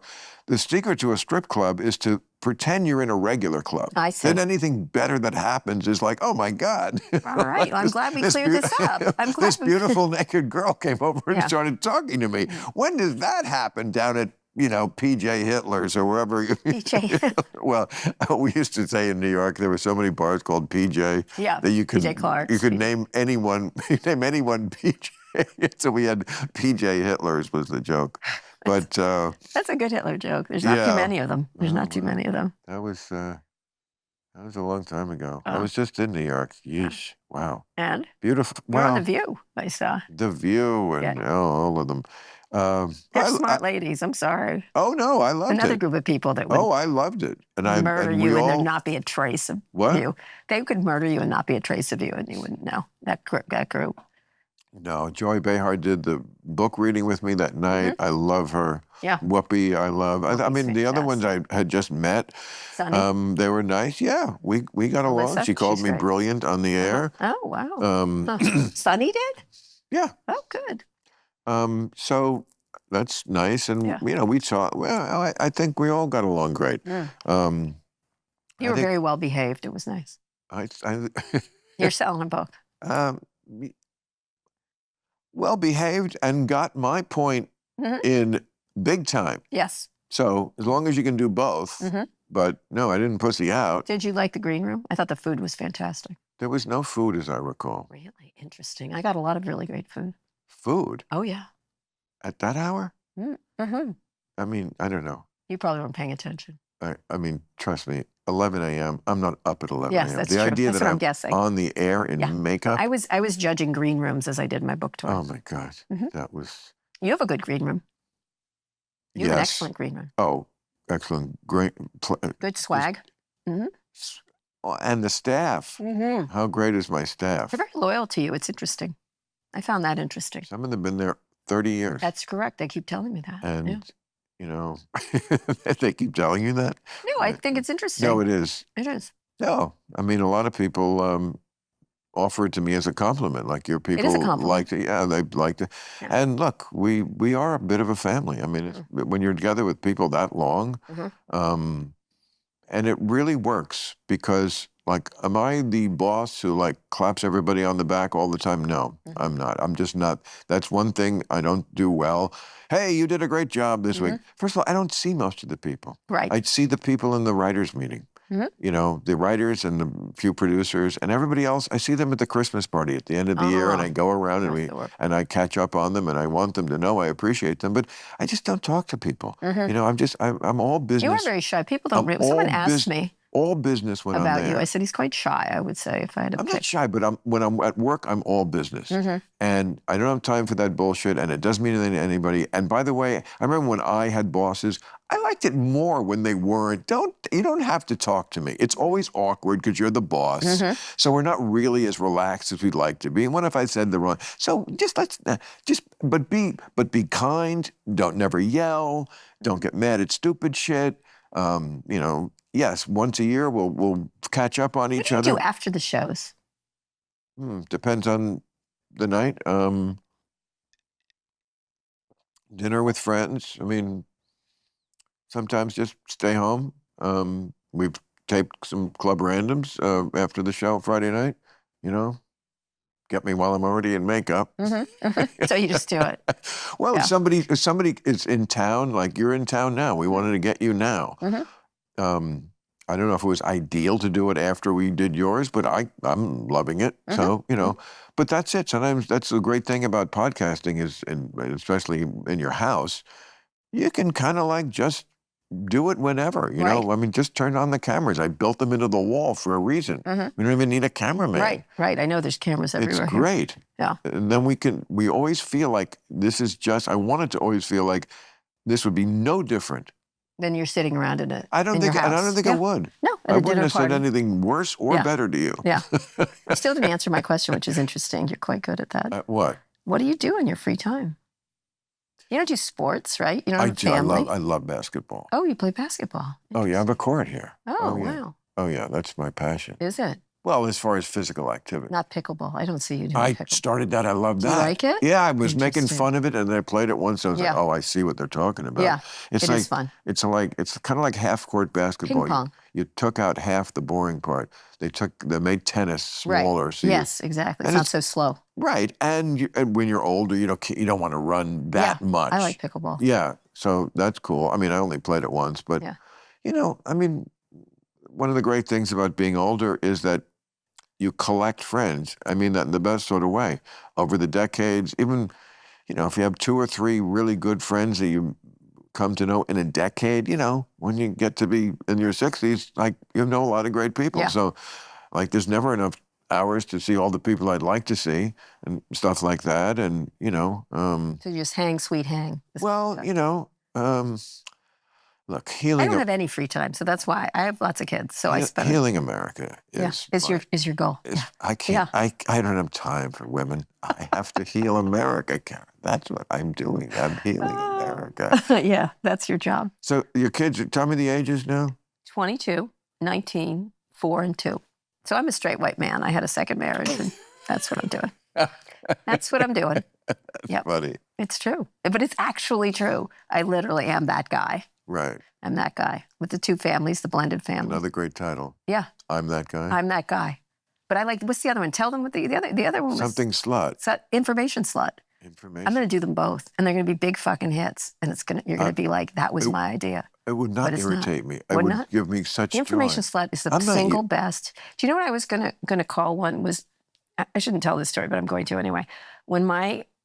I think I'm a pretty good parent. I'm actually really good. My kids are great. They love each other, which is really nice. Yeah. And I have to say, you are. They spent a lot of time together during COVID, COVID sucked, but that was one of the things is the little kids got to hang I'm with sure you're a no-nonsense mom, I'm a which is the but best I'm kind sort of the fun. I'm dad. I'm fun dad. That's who I am. Okay. I'm fun dad.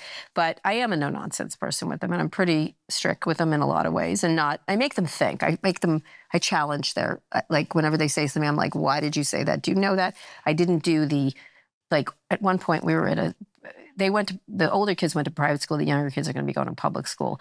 But at one of the meetings, all the parents, you get in those parent meetings, and I hate going to them. I hate them.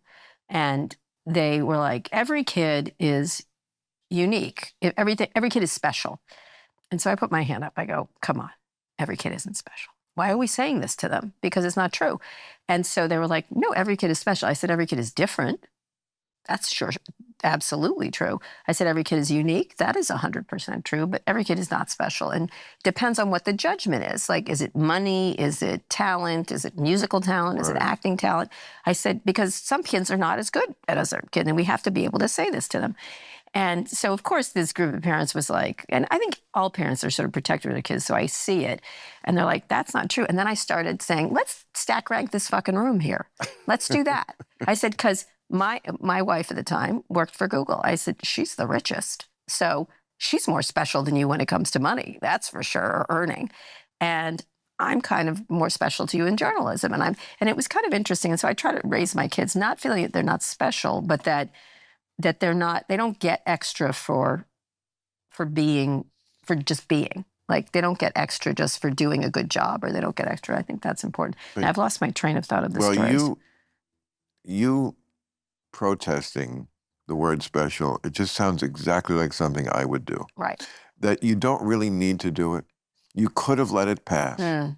I'm a word person. And we didn't. It's a little kitty corner to what Larry David does on Curb Your Enthusiasm. It's like not with politics, but just it's like, you could have let that pass. I couldn't. But you didn't. I mean, that's a lot of what his things were. Yeah.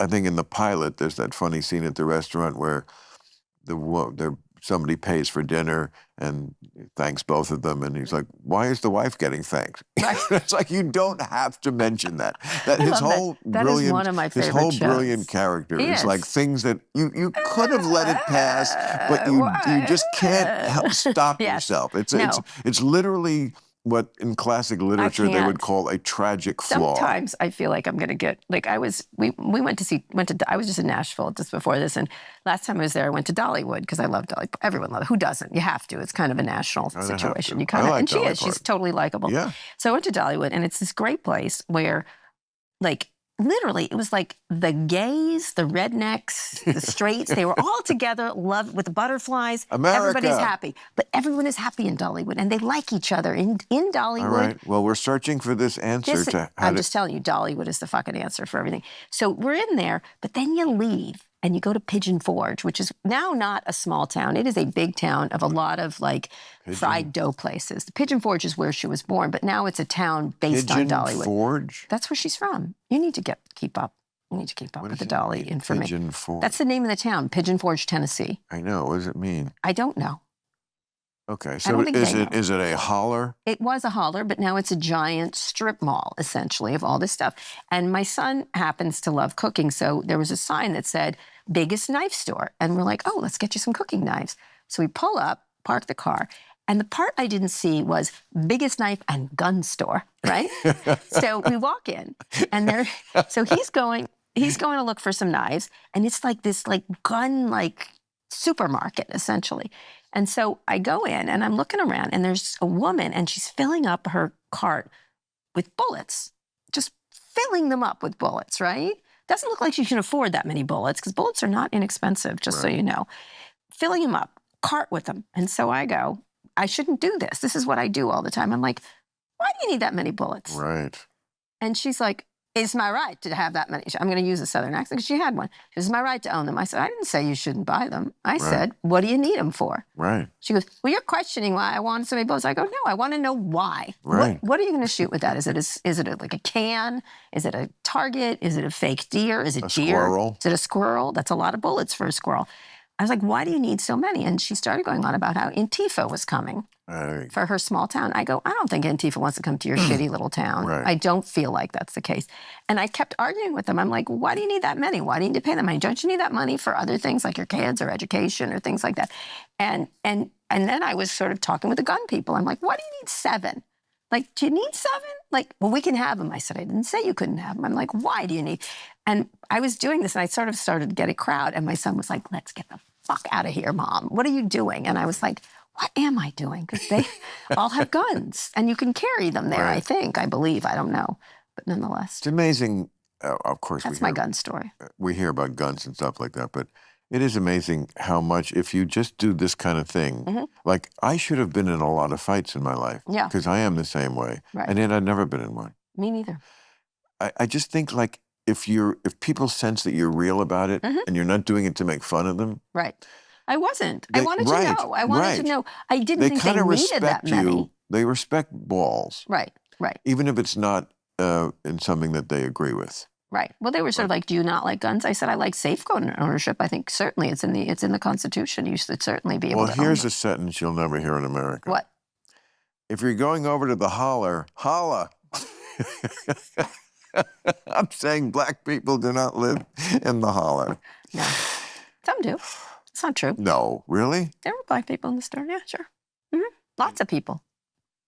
Maybe they were buying knives. Maybe they were buying Yeah. guns. I don't know. I mean, Appalachia, I think of as I'm often saying to people, well, maybe you're exaggerating. Racism still exists for sure. Maybe you're exaggerating, but Appalachia seems like the epicenter of where the kind of racism that we thought of as like actual real racism still, unfortunately, lives I would on. say, my But maybe grandparents had, I would call casual racism, and I don't mean to use that in a negative. I know exactly what you mean. Just they'd say things and you're like, Exactly. oh, no, honey, Right. don't say. But that she would Right. do that about the Poles or the, Right.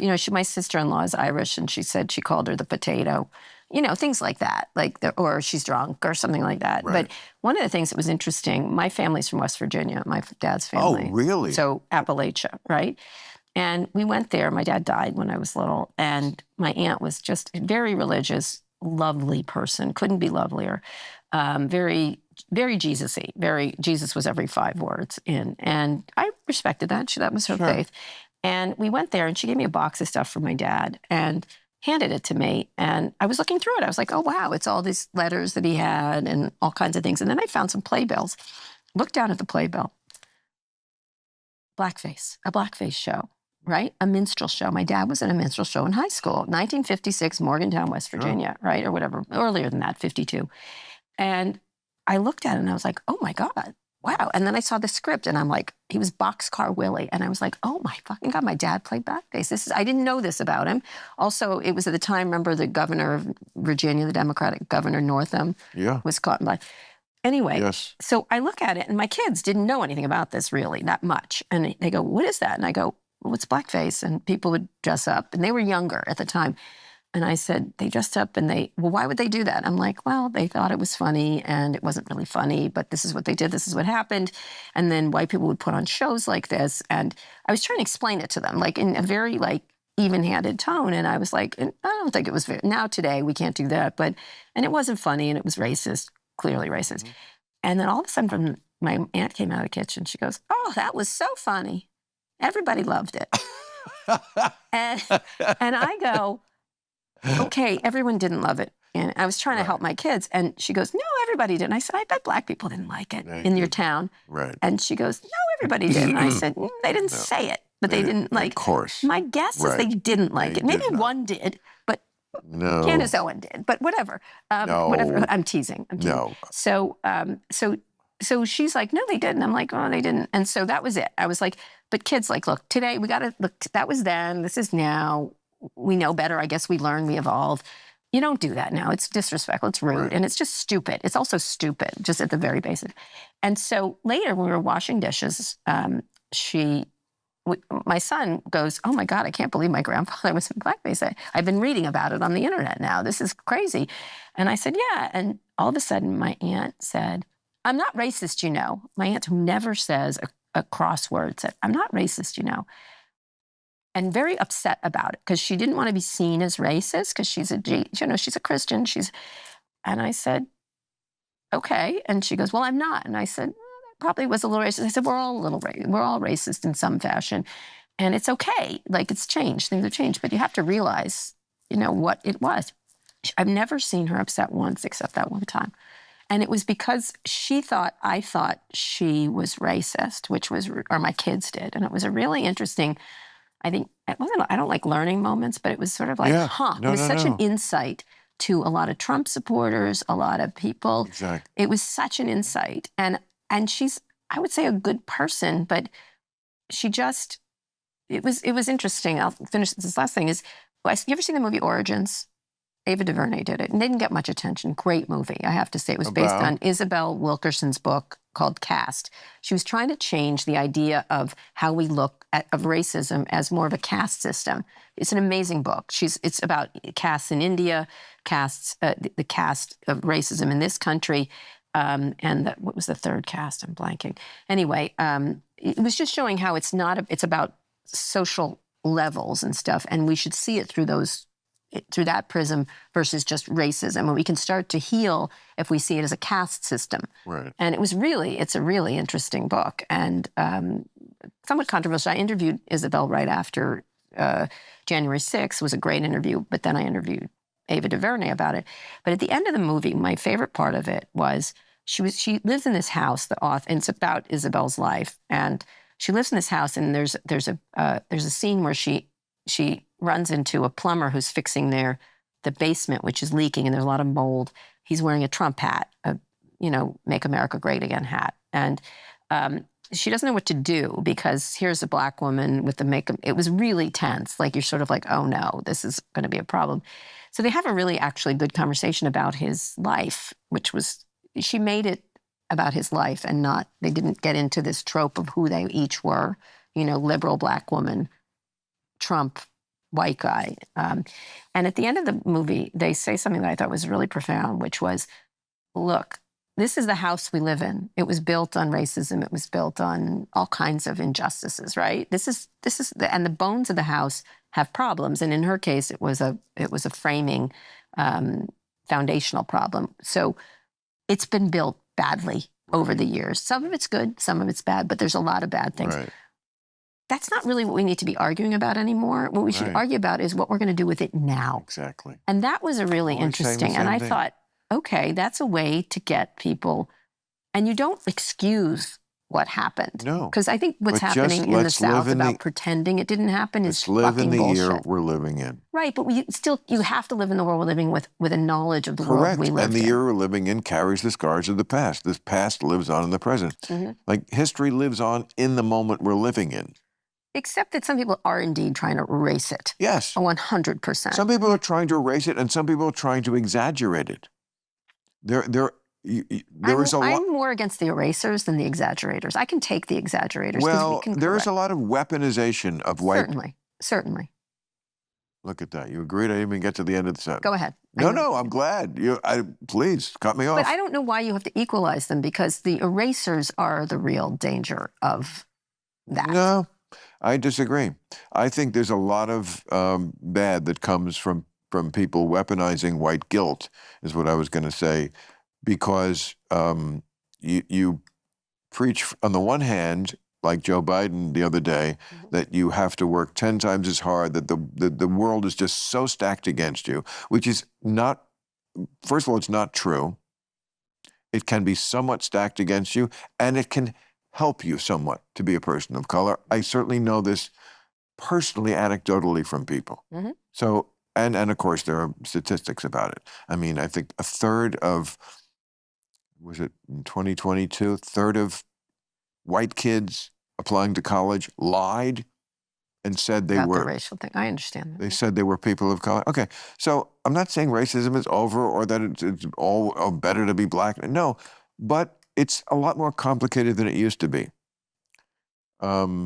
Except that the erasure or the banning of books, I think, is a very different. That is people who have had But years. erasure, you mean like not teaching black? Like real history, actual history. And by the way, I the think way that, we I think were that's taught history, mostly a bullshit charge. I mean, I was think- was in that all-white town we talked about before, New Jersey, like in the 1960s. We learned what slavery was, and we learned Yes. it was wrong. That's correct, and that's the way it should be taught. Right, and it was. I'm saying, but this is an all-white town in 1968, and they weren't erasing So history. why is the Republican Party obsessed with not talking about it anymore? Because part of it is a reaction to what Talking happened. about it too much. Yes. Part of it is a reaction to the 1619 kind of idea, Kendi and Robin DiAngelo, that racism is everything. That everything, that's what critical race theory really means. We have to see everything. And I would agree, it is America's biggest, baddest, awfulest sin. There's no close second. But not everything is racism. That's the kind of theme. But do you actually think everyone, I think what happens is certain people get outsized attention for this stuff, for some of it, which is nonsense, it's over the top. And they get, Tom Wolfe wrote about it 100 years ago, about, the meeting with the Black Panthers. Not really 100 kids, Well, if you don't know 100, Tom Wolfe. But Tom Wolfe wrote that wonderful piece, which is great. Joan Didion did it. Others did it. Yeah. And those were great to point out the idiocy. Radical chic. Radical chic. Yeah.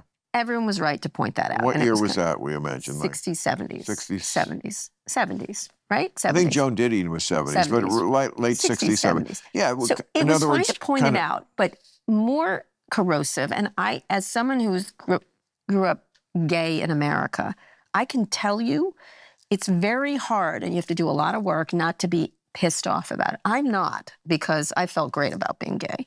But I can tell you, you can see how corrosive it was on so many levels in the way society. And so it takes a much stronger person not to have been affected by it. And it's really hard. I always it say, really is. And I'm not asking for. No, I always say there's two ways you can see an issue not clearly. You can be too far from it. Racially, I will admit to that. I'm too far from it. I'm not black, basically. So I cannot know. I cannot know it. Know what it's like to walk through life like that. You can also not be seeing things clearly by being too close to something. That's the fly on the Mona Lisa theory. The fly on the Mona Lisa cannot appreciate. And What? well, it's assuming a fly could appreciate great art. In other words, you're too close to it, so you can't see. If your nose was pressed up against a great painting, you could not. Sure. But let's get to the Mona Lisa. What do you think? I'm like, Nothing. I've said the same thing for years. It's typical, like sheep thinking.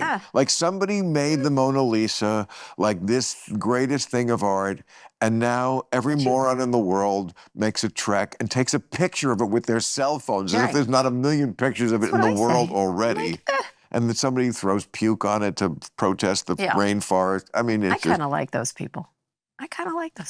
Who? The people who throw things on it. It's covered, because it's covered up. Nothing's going to happen. Oh, really? I like people who do things like that. Don't try it with that Elvis poster. I'm not. Are you kidding? I will fucking fuck I've you been up. to Tupelo.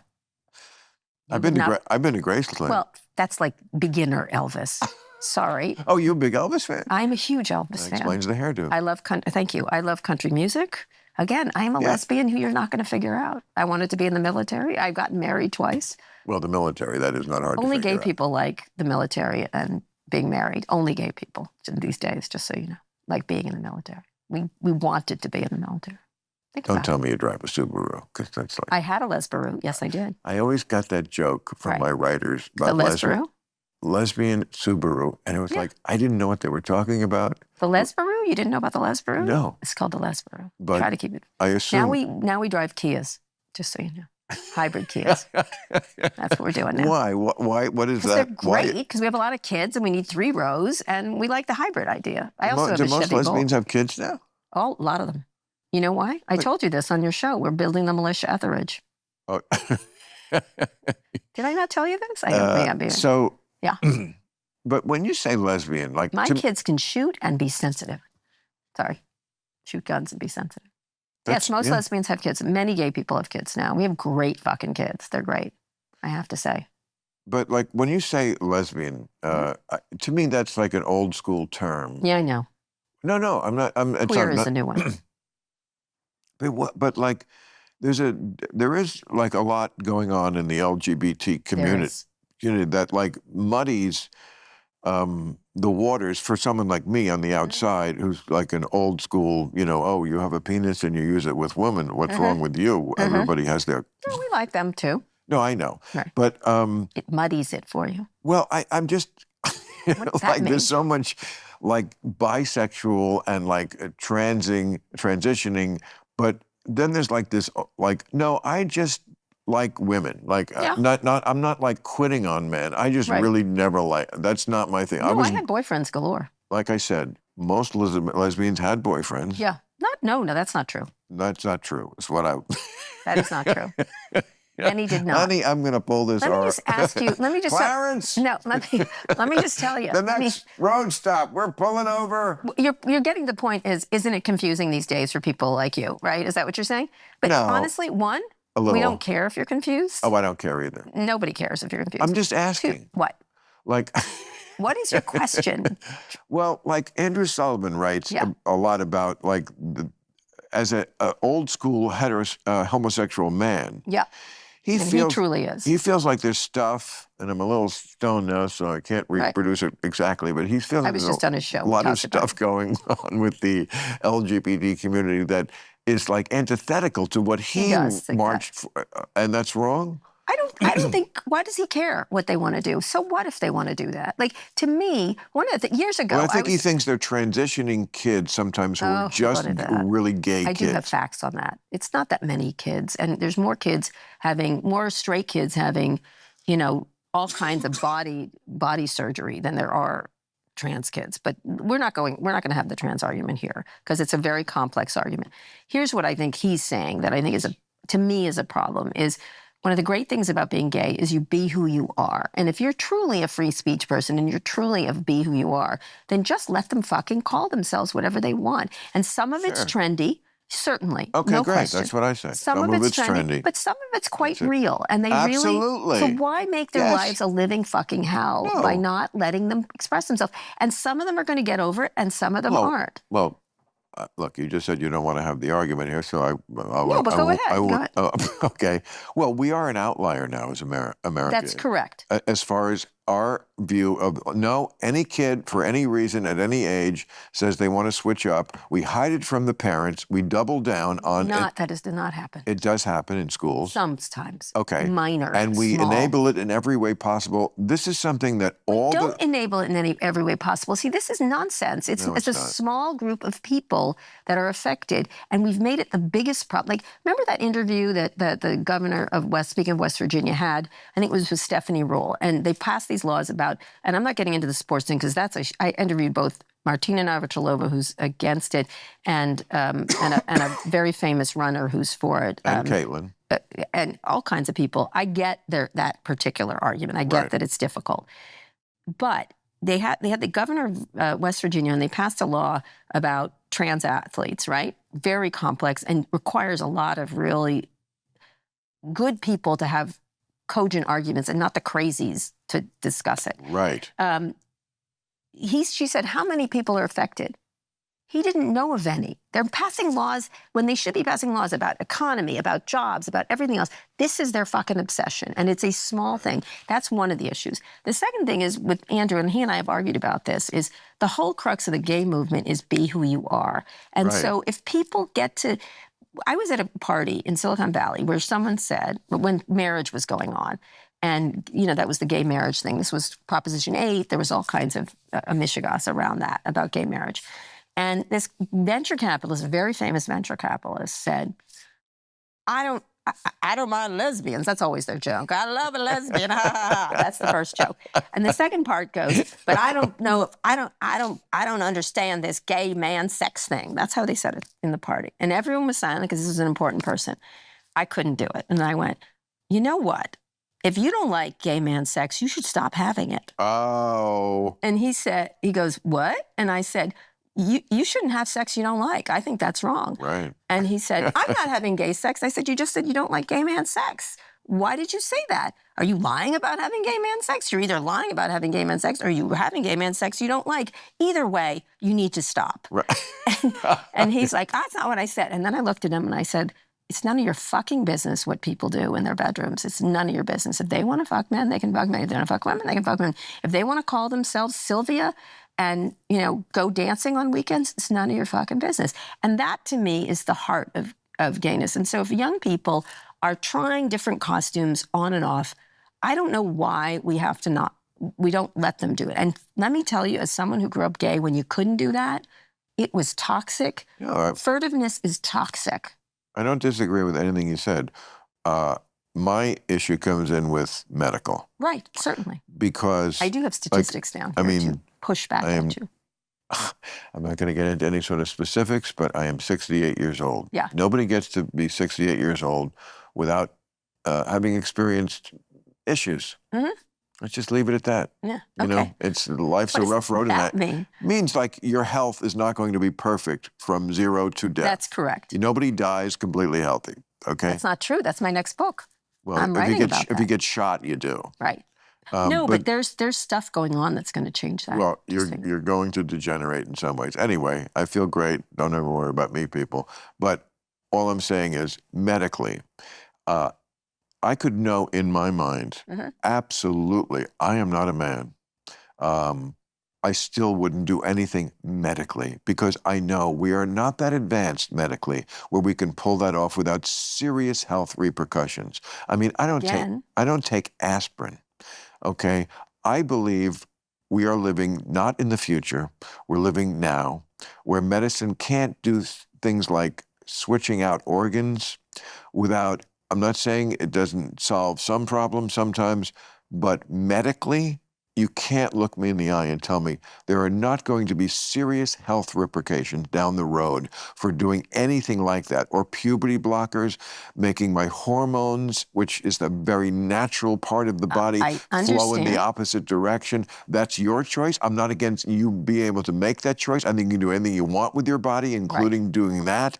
But for me, my choice, and that doesn't make me a bigot. That just makes me someone who puts my health top of the list. But here's my health. I love sexuality, but it is under health. Except why the obsession with this small problem, or possibly that we can figure out? I'm not obsessed. I know, but I'm just saying the right certainly is. Because you know why? I'll tell you why. It's good politics. One is good politics. And first of all, they tried with the bathrooms and nobody gave a fuck because most people, someone tell them about airplane bathrooms because we're all in the same one on those airplanes, right?